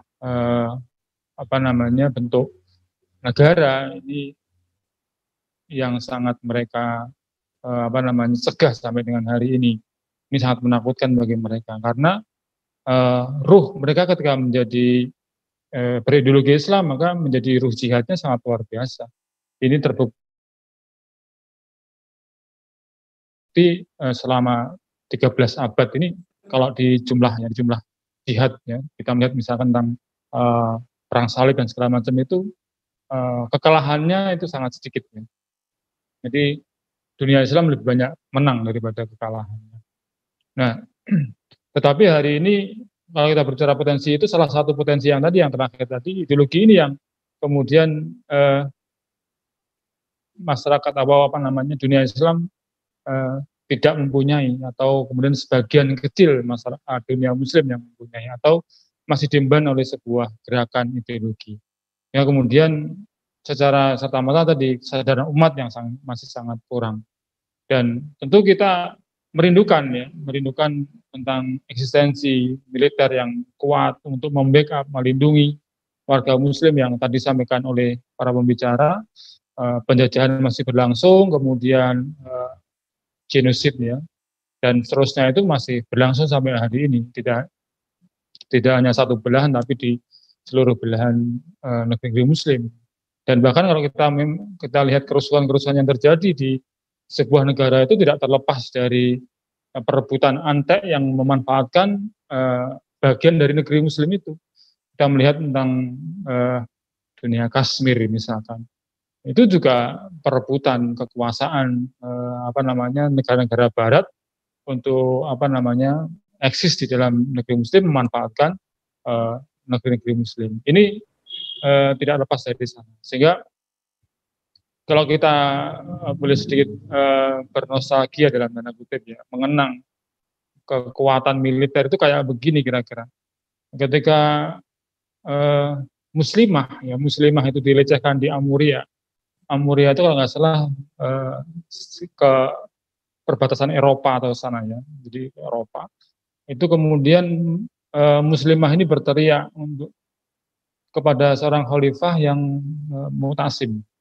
Jadi dia dilecehkan oleh di negaranya, kemudian berteriak tentang kekuatan Mustasim. Ya Mustasim, di mana engkau? Kira-kira begitulah kira-kira. Nah, kemudian teriakan ini didengar oleh penguasa Muslim waktu itu di Baghdad. Sejarah mencatat kalau kemudian tentaranya itu kemudian sudah sampai kepalanya sudah hampir, jadi ujungnya sudah hampir di Muria, tapi sebagian itu belum berangkat. Kita bisa lihat itu untuk menjawab untuk menjawab tantangan pembelaan ya terhadap muslimah itu sedemikian kepedulian.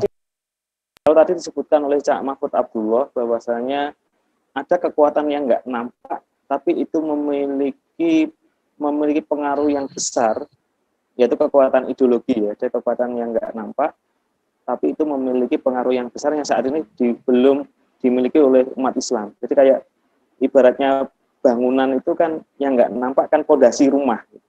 Jadi struktur bangunan pondasi itu menentukan bangunan itu tingkat 1, tingkat 2 atau tingkat sekian tingkat gitu. Itu pondasi sangat menentukan. Tapi dia nggak nampak. Tadi juga disampaikan oleh Cak Mahfud Abdullah bahwa ideologi itu sangat menentukan dan itu belum dimiliki oleh umat Islam saat ini dalam hal dunia militer. Lantas gini Cak Mahfud Abdullah, lantas upaya konkret agar dunia militer Islam saat ini itu bisa bangkit, kemudian mampu mencegah penjajahan, bukan hanya mencegah ini, mampu untuk mencabut penjajahan yang saat ini di beberapa wilayah dialami oleh saudara-saudara kita di belahan dunia Muslim. Upaya konkretnya apa, Cak Mahfud Abdullah?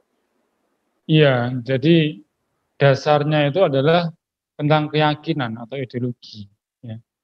Jadi kalau kemudian ideologi sudah ditancapkan pada benak umat, ini dia akan kemudian mengesampingkan ya, rasa sakit atau bahkan mungkin puncak dari rasa sakit itu adalah kematian.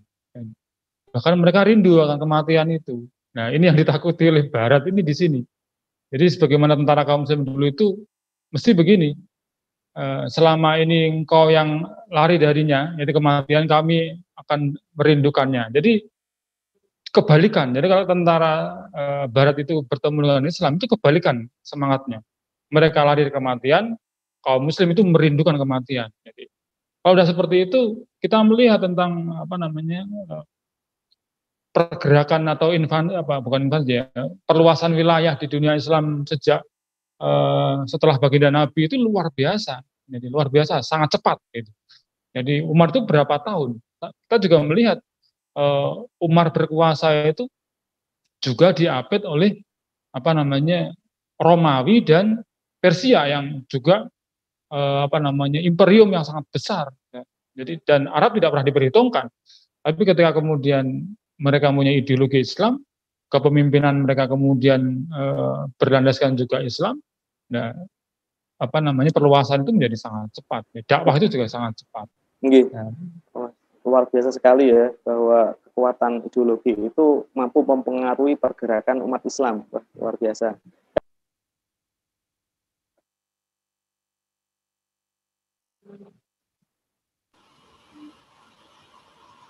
Mute Pak Yili. Oh ya.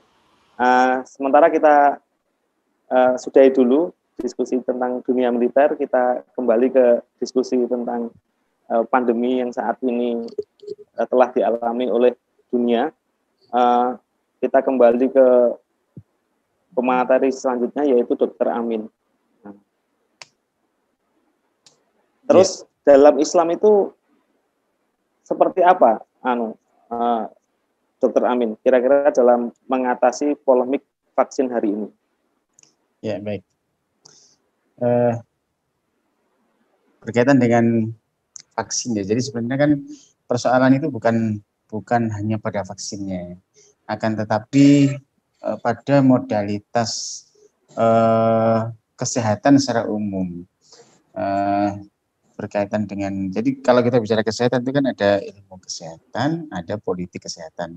Nah, ilmu kesehatan itu berkaitan dengan promosi kesehatan, bagaimana orang itu bisa hidup secara sehat, secara berimbang, dan seterusnya, itu promosi kesehatan. Kemudian berkaitan dengan pencegahan ya, atau preventif, itu untuk mencegah terjadinya penularan, itu maka harus bagaimana ya, kalau dalam COVID-19 ini orang harus pakai masker misalkan itu kan. Jadi kemudian yang atau pakai pakai vaksin ya. Nah, jadi vaksin itu posisinya bukan di secara keseluruhan ilmu kesehatan, tapi hanya ada pada sebagian saja ya modalitas kesehatan. Dan yang ketiga kita berbicara tentang penyembuhan atau kuratif, dan yang keempat kita bicara tentang rehabilitasi. Jadi ketika orang itu sudah terkena penyakit, ada sekuel, ada kecacatan misalnya, maka bagaimana cara menyelesaikan kecacatan itu. Nah, 4 hal ini itu kan harus diilmoni, gitu ya. Tidak bisa kita sembarangan saja di dalam memberikan pencegahan. Cara mencegah COVID itu adalah misalkan orang harus minum yang Presiden Trump dulu diolok-olok itu ya, minum larutan antiseptik misalkan. Lah, tidak begitu, itu kan tidak berilmu kan seperti itu. Jadi di situ kemudian ada riset. Riset itu berbiaya, mahal.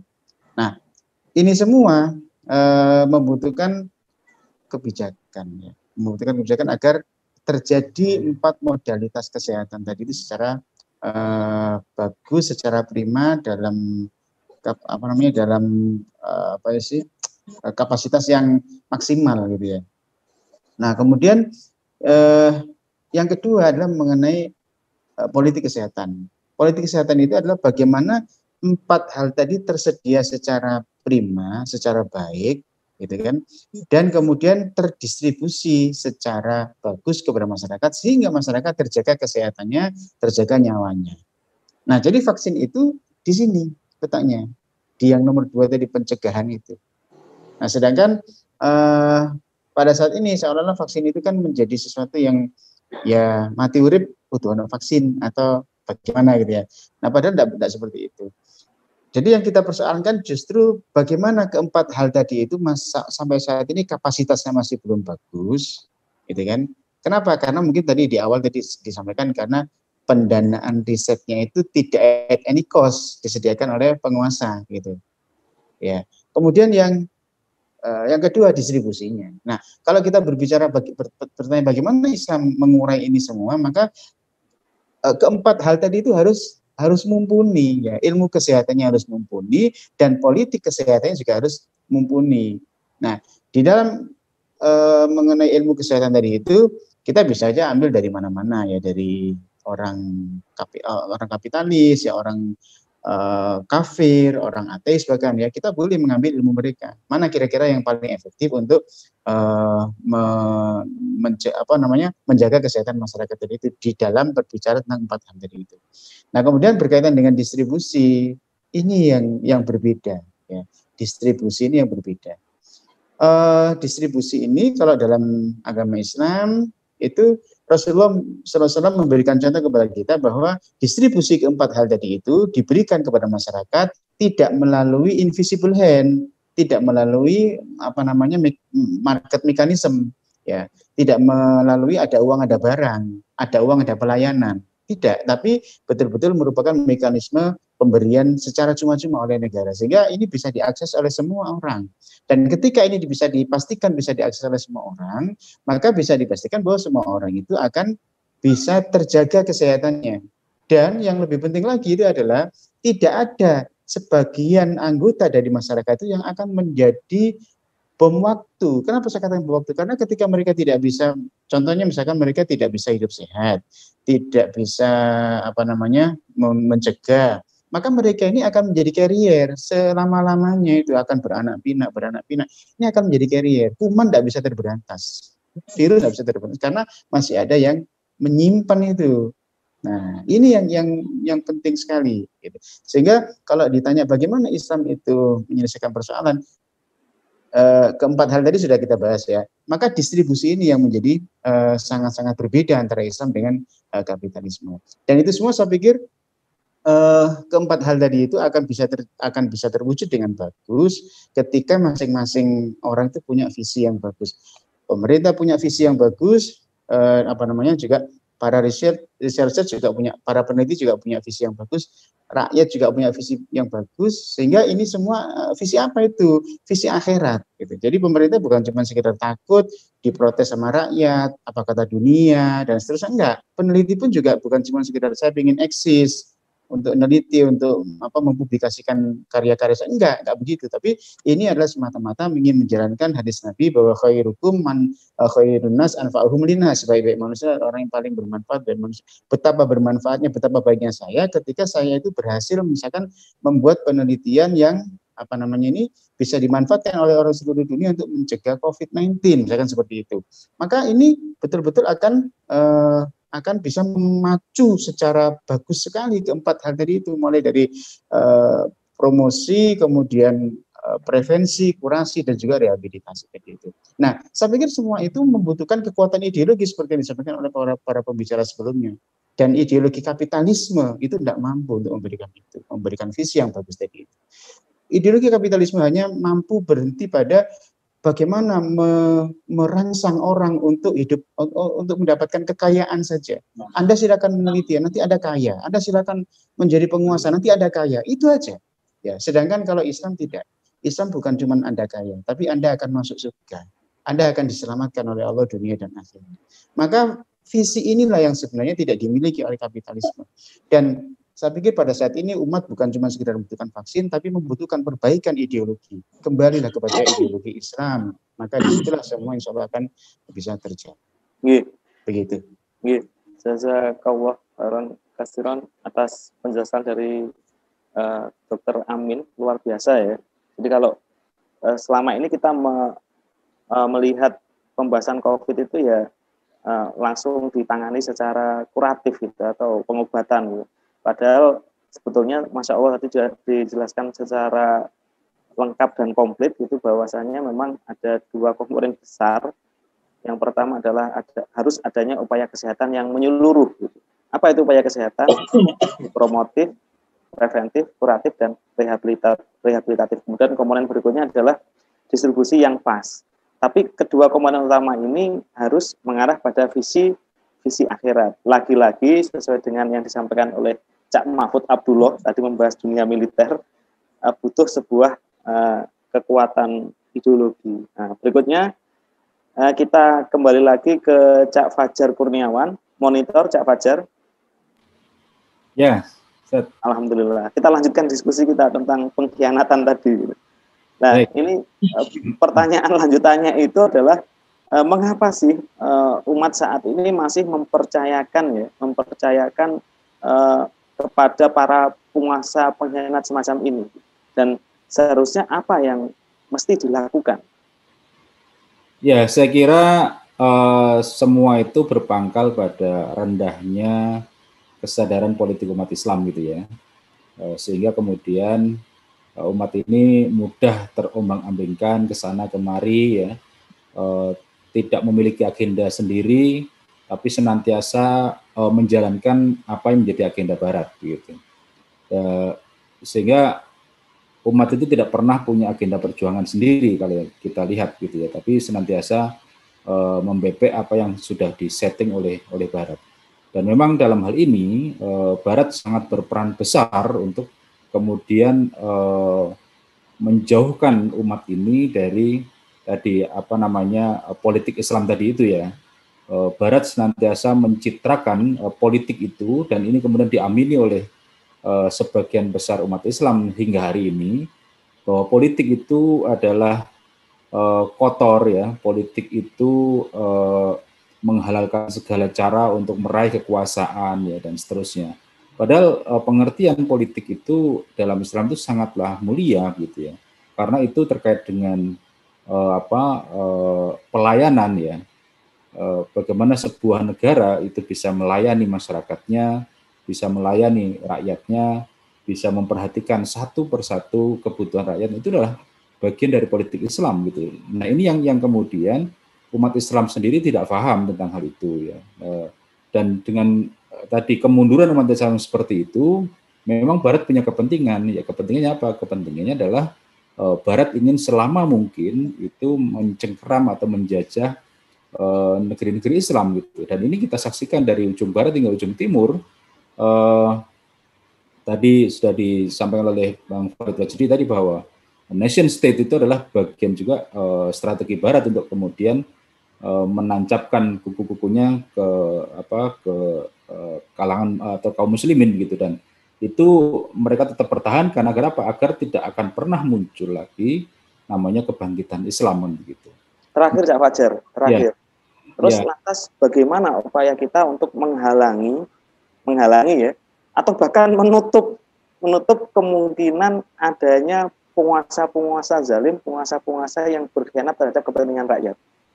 Ya, tentu ada langkah-langkah yang harus dilakukan. Yang pertama dan paling utama menurut pandangan saya adalah harus ada dari kita ini yang kemudian melakukan edukasi ya, kerja-kerja pencerdasan umat, kerja-kerja untuk mengembalikan pemahaman umat, cara berpikir umat ini kepada cara berpikir sebagaimana dulu umat-umat Islam itu memang punya cara berpikir yang sangat tinggi gitu ya, sehingga kemudian mereka lebih dari 13 abad itu kemudian bisa menjadi penguasa dunia. Nah ini memang kerja-kerja yang sangat sangat berat, berdimensi jangka panjang, dan tapi itulah yang prasyarat utamanya gitu ya. Nah, ketika nanti umat itu sudah mempunyai cara berpikir politik yang tinggi, maka kemudian kita bisa beranjak kepada tahapan berikutnya adalah mengajak mereka berjuang bersama-sama untuk mengembalikan kekuatan umat Islam ini, mengutamakan persatuan dibandingkan dengan kepentingan ya, menempatkan ukhuwah itu di atas kepentingan-kepentingan kelompok, kepentingan-kepentingan bangsa ya, nation state dan seterusnya. Nah, ketika itu sudah bisa diraih ya, maka kemudian umat itu akan dengan sendirinya punya kriteria-kriteria bagaimana seorang pemimpin itu yang seharusnya mereka pilih ya. Atau lebih jauh lagi adalah sistem apa yang selayaknya kemudian mereka gunakan untuk mengatur kehidupan mereka. Dan itu yang tadi juga disinggung oleh Bang Ahmad Khosinuddin bahwa hanya dengan sistem politik Islam yang itu kemudian diterapkan di dalam sebuah daulah Islamiyah, itu yang akan kemudian menjamin secara permanen mencegah tadi ya berkuasanya kembali para pengkhianat tadi gitu ya, penguasa-penguasa yang pengkhianat. Karena memang paradigma politik Islam tadi paradigma pelayanan, maka negara yang akan mereka pimpin pun adalah negara yang berorientasi pelayanan atau daulah riayah, bukan negara yang orientasinya adalah untuk memalak atau untuk mereka zalimi dan seterusnya gitu ya, negara seterusnya begitu. Saya kita garis bawahi menarik bahwa kita harus berjuang bersama untuk meningkatkan taraf kesadaran politik umat, ya. Kemudian umat itu bersama-sama diajak berjuang untuk memakai politik Islam dan bisa menerapkan Islam ini secara menyeluruh kan seperti itu. Ya. Baik. Berikutnya adalah kita ke Cak Khozin ini, Cak Ahmad Khosinuddin. Cak Khozin, Monitor. Ya, monitor. Nah, ini ada benang merahnya dengan tadi Bang Fajar Kurniawan. Ini bagaimana pula ini Cak Khozin untuk apa istilahnya itu aspek good governance dan good governance termasuk upaya-upaya penanganan masalah korupsi yang di Indonesia saja ini cukup luar biasa ya, apalagi di dalam dunia Islam setahun ini. Iya, saya bilang ini memang korupsi persoalannya adalah sistem ya. Pertama, di dalam sistem sekuler itu kekuasaan dibagi-bagi. Ada kekuasaan eksekutif, legislatif, dan yudikatif. Teorinya kekuasaan dibagi-bagi itu kan dalam rangka untuk memberikan kontrol, check and balance. Kenyataannya, faktanya, pembagian kekuasaan tadi berarti pembagian wewenang, berarti pembagian lahan korupsi. Sehingga kita bisa ketahui, kita saksikan ada korupsi di legislatif, ada korupsi di eksekutif, ada korupsi di yudikatif.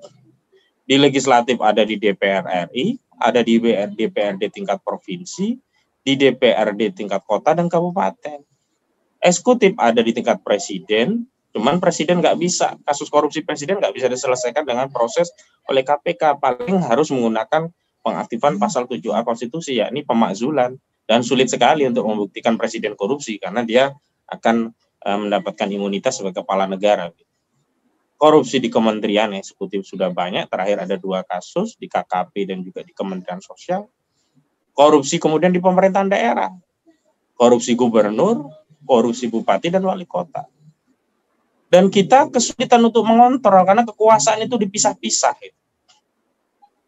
Kita sedang fokus mengontrol korupsi di DPR RI. Ternyata DPRD tingkat kota kabupaten juga jebol. Bahkan di Malang itu kegaruk semua itu. Kasihan tuh orang Malang itu. Benar-benar Malang mereka. Anggota DPR-nya kegaruk KPK semua. Nah karena itu secara sistem ini memang sulit untuk kita menghilangkan korupsi. Maka saya berulang kali menyampaikan bahwa umat ini harus berpikir untuk mengembalikan sistem khilafah. Kenapa? Di dalam sistem khilafah itu kekuasaan tidak dibagi-bagi. Kekuasaan legislatif ada pada khalifah, eksekutif ada khalifah, yudikatif juga ada pada khalifah. Khalifah memang mendelegasikan sebagian kekuasaannya. Tetapi kalau ada penyimpangan, umat gampang untuk mengontrolnya. Apa? Fokusnya kepada khalifah. Tidak terpecah-pecah perhatian kita. Dan khalifah itu mudah juga ketika dia ada kontrol dari umat, dia langsung melakukan tindakan perbaikan gitu loh. Tidak perlu menunggu ditegur oleh mahkamah madzolim gitu misalkan. Kalau sekarang kan presiden nggak begitu. Gua udah terbitin perpu nih, silakan ke DPR. DPR sudah saya sahkan nih, silakan ke MK gitu. Padahal kalau keliru kan semestinya harus dikoreksi gitu loh. Nah, sistem demokrasi yang liberal, demokrasi yang sekuler ini menyulitkan juga umat melakukan kontrol dan koreksi. Kenapa? Norma untuk mengontrol mengoreksinya itu bukan dari standar yang baku. Kalau kita mengontrol khalifah misalkan, hey khalifah tidak boleh khomer itu haram. Ini ayat Al-Qur'annya jelas, khalifah pasti akan ikut. Karena apa? Norma standarnya, baik yang diadopsi khalifah ataupun umat itu sama, Al-Quran. Tetapi kalau dalam sistem sekuler, normanya itu adalah undang-undang rakyat. Misalkan, hey presiden, Anda keliru, undang-undangnya demikian. Oh aku keliru, ya, saya ubah dulu ya undang-undangnya. Jadi nggak keliru. Terus gini Cak Khozin, langkah-langkah konkret ya agar rezim yang pro rakyat ini bisa muncul gitu, bisa muncul dan tentunya langkah-langkah konkret untuk memunculkan persatuan umat. Gimana itu? Ya harus kita perjuangkan sistem yang pro rakyat. Apa itu sistem yang pro rakyat? Sistem yang punya orientasi untuk melayani rakyat, bukan duiti rakyat. Sistem yang akan memberikan riayah, memakmurkan rakyat, bukan mencari atau malak dari rakyat dengan apa yang mereka sebut sebagai pajak lah, retribusi lah, atau apapun itu. Itu sistem zolim gitu.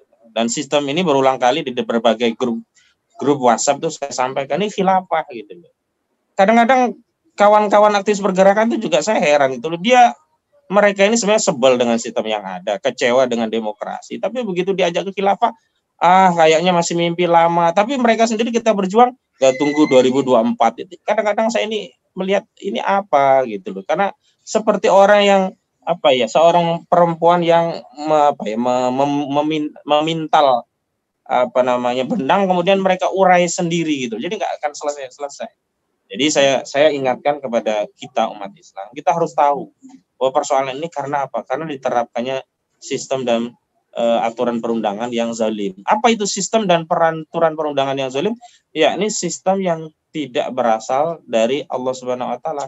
Maka seperti menegakkan benang basah saja kalau sistem sekuler ini kita ingin satu keadilan gitu loh. Jelas tidak Makanya mungkin. adil makmur itu mustahil diperoleh dari sistem selain Islam. Karena Allah sendiri telah berfirman, "Wa man lam yahkum bima anzalallahu faulaika humudz zalimun." Jadi dalam konsepsi Islam itu adil, takaran parameternya jelas. Yakni apa? Segala sesuatu yang diambil berdasarkan syariat Islam itu adil. Membagi waris seorang laki-laki 2 kali bagian perempuan itu adil.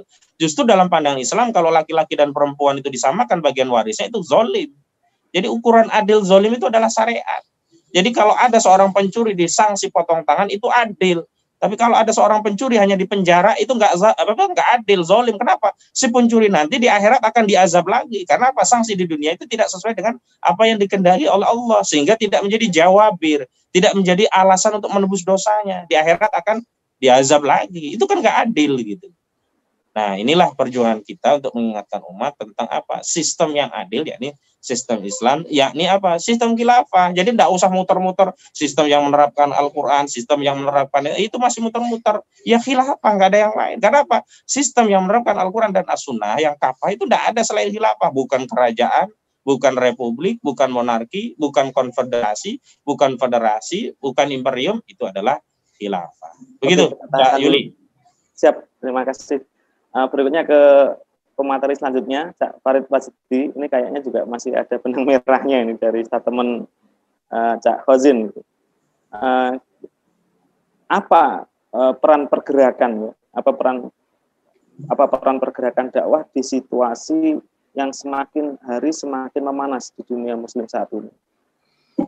Ya, seperti yang saya katakan tadi ya tentang fase-fase di negeri Islam ya, fase keruntuhan khilafah, kemudian masuk fase kemerdekaan, di mana negeri-negeri Islam itu diberikan kemerdekaan tapi masih dikendalikan oleh Barat dalam model nation state atau negara bangsa. Sebagian besar menerapkan kapitalisme, ada juga yang komunisme, dan itu gagal ya. Kemudian muncullah reformasi di Indonesia, Arab Spring di Arab ya, di mana pada waktu itu umat Islam masih berharap ya pada sistem demokrasi ya, tapi ternyata apa yang diharapkan itu tidak memenuhi harapan begitu. Mursi yang terpilih secara demokratis ya kemudian disingkirkan ya, Barat malah tetap mendukung rezim represif Jenderal Al-Sisi ya, demikian juga di Indonesia, alih-alih sistem demokrasi itu memberikan kebaikan pada masyarakat ya, Indonesia justru semakin liberal ya, bahkan kecenderungan saat sekarang ini Indonesia semakin sekuler radikal ya. Maka saya yakin negeri Islam itu akan sampai pada fase yang berikutnya, yaitu fase perubahan ya, di mana umat Islam itu berharap hanya kepada sistem Islam ya. Mereka sudah melihat ya kegagalan sistem demokrasi, mereka sudah melihat kegagalan konsep nation state ya, berbagai konspirasi, berbagai tipu-tipu terkait dengan hal itu ya. Akhirnya umat ini nanti akan melihat pilihan mereka itu hanya Islam begitu. Nah, disitulah peran penting dari gerakan-gerakan Islam gitu ya. Jadi peran penting gerakan Islam itu adalah mentransformasi ya perubahan ini, dari perubahan yang sifatnya hanya parsial ya atau emosional ya, parsial dalam beberapa aspek saja, atau sifatnya emosional bisa karena sebatas perubahan karena kebutuhan hidup yang semakin berat ya, menjadi transformasi yang ideologis gitu. Jadi umat itu nanti menuntut itu, yang mereka tuntut itu ya Islam dengan dasar Islam ya. Nah, disinilah peran penting dari gerakan-gerakan Islam ke depan ya.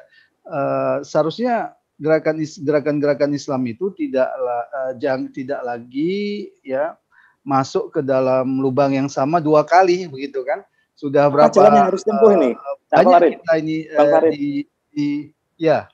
Apa jalan yang harus ditempuh oleh umat Islam agar mereka itu bisa bersatu, satu perasaan? Tadi juga sempat disinggung oleh Cak Mahfud Abdullah ya, bisa apa istilahnya itu menyatu gitu. Itu langkah-langkahnya seperti apa?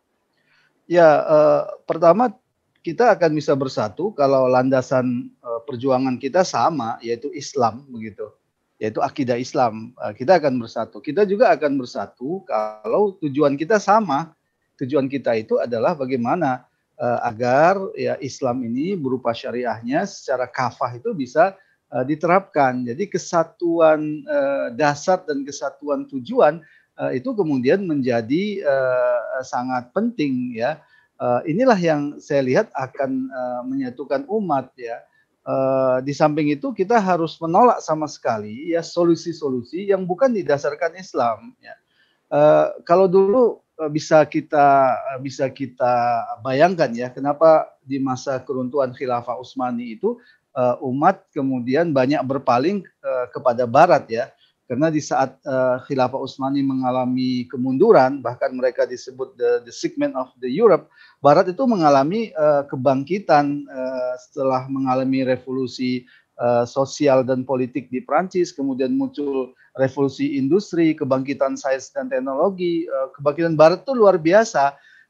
Pada saat itu pilihan-pilihan yang ditawarkan oleh Barat itu menjadi suatu hal yang menarik. Tapi kan kondisi sekarang seharusnya sudah sangat berbeda ya. Ternyata pilihan-pilihan yang ditawarkan Barat dan sudah diadopsi di negeri-negeri Islam, yaitu pilihan-pilihan kapitalisme atau komunisme, semuanya itu gagal gitu.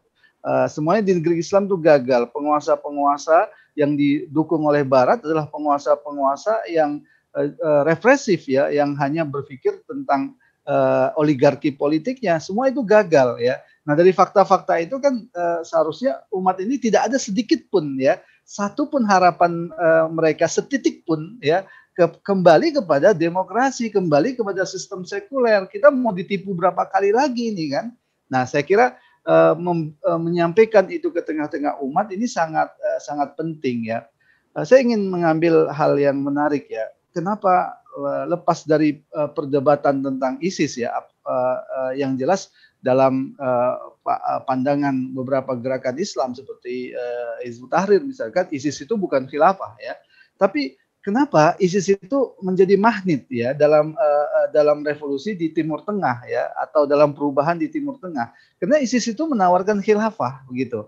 Sementara khilafah itu saat sekarang ini sudah menjadi kerinduan umat ya. Umat ini sudah bosan lah dipecah belah. Umat ini sudah tahu selama berdasarkan konsep seperti sekarang umat ini nggak akan bisa bersatu. Nah, ISIS itu ketika menawarkan khilafah itu menjadi magnet yang luar biasa. Meskipun ISIS itu bukan khilafah ya, saya ingin menyoroti bagaimana khilafah itu sesungguhnya menjadi kerinduan di tengah-tengah umat sekarang. Maka pilihan umat ini harus jelas ya, bahwa kita ini umat Islam ini harus mengarah kepada bagaimana dunia Islam ini dipersatukan di bawah naungan khilafah, dan inilah yang akan menyelesaikan persoalan umat Islam. Saya kira yang lain itu tidak. Sekarang pilihan kita apa lagi untuk menyelesaikan persoalan umat?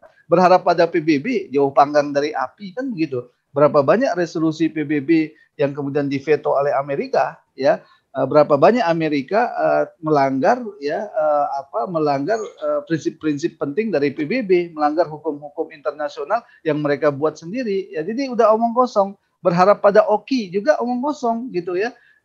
OKI adalah kumpulan penguasa-penguasa Islam, negeri Islam yang tunduk kepada Barat ya. Jadi meskipun mereka berkumpul untuk berseteru dan akhirnya tidak berpikir tentang persatuan umat Islam. Nah, sekarang kita tanya dalam kondisi seperti sekarang, pilihan umat ini mau kemana lagi gitu kan? Mau ke demokrasi lagi, mau sekuler lagi? Padahal sudah terbukti seperti di Mesir, di Indonesia sendiri, di Palestina, ya jelas-jelas Hamas itu menang secara demokratis, tapi karena tidak sejalan dengan kepentingan Barat disingkirkan kan begitu. Di Aljazair juga hal yang sama, FIS itu menang secara demokratis ya. Tapi karena menginginkan negara yang berdasarkan syariat Islam, mereka itu kemudian disingkirkan. Menurut saya sudah cukup lah, enough is enough, begitulah ya. Pilihan kita itu nggak ada lain lah kecuali kembali kepada Islam, kecuali kembali kepada khilafah. Jadi tidak layak bagi seorang muslim jatuh pada lubang yang sama ya. Satu-satunya pilihan ya kembali kepada khilafah. Oke. Syukron kasiron atas pendapatnya Bang Farid Majedi.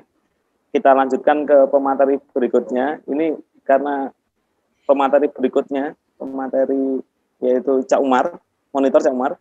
Ya, siap, Cak. Alhamdulillah. Ini panjenengan ini juru kunci Cak Umar. Maka saya beri satu pertanyaan sebagai juru kunci gitu. Apa Anda sepakat ini dengan apa yang disampaikan oleh Bang Farid tadi bahwa ada pilihan-pilihan fase berikutnya gitu. Lantas apa yang bisa Anda prediksi dan yang akan terjadi di dunia Islam ke depan? Monggo, Cak Umar. Ya, dunia Islam di masa yang akan datang adalah dunia yang dipenuhi keindahan, keagungan, di mana Islam telah akan bangkit kembali menjadi satu tatanan global yang memimpin dunia. Itu pertama adalah janji Allah, yang kedua adalah harapan besar umat Islam hari ini. Tetapi yang harus kita lakukan hari ini adalah jauh lebih penting.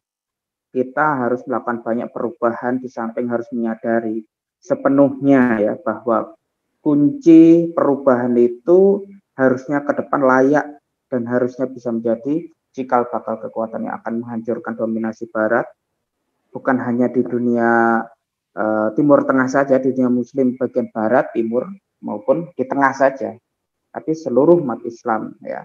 Yang kedua, umat Islam harus menyadari bahwa perubahan wajib harus dilakukan murni karena Allah SWT. Konsekuensinya seluruh elemen-elemen kelompok perlawanan wajib lepas diri dari para pengkhianat, para penguasa yang jahat yang tidak bergantung pada mereka ya. Jadi jangan kita menyangka bahwa para penguasa boneka atau penguasa NKRI itu bermaksud baik terhadap rakyat. Sebaliknya para penguasa dan para pemimpin, para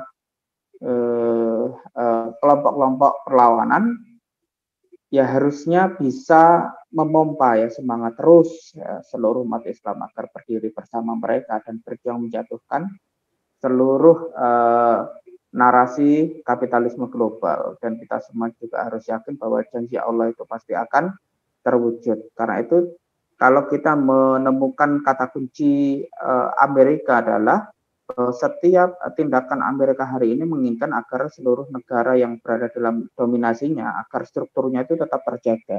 Dengan kata lain, hari ini, Cak Yuli, Amerika selalu berusaha agar lembaga-lembaga intelijen dan alat represif pemerintahan di dunia Muslim yang diktator terus tetap terjaga.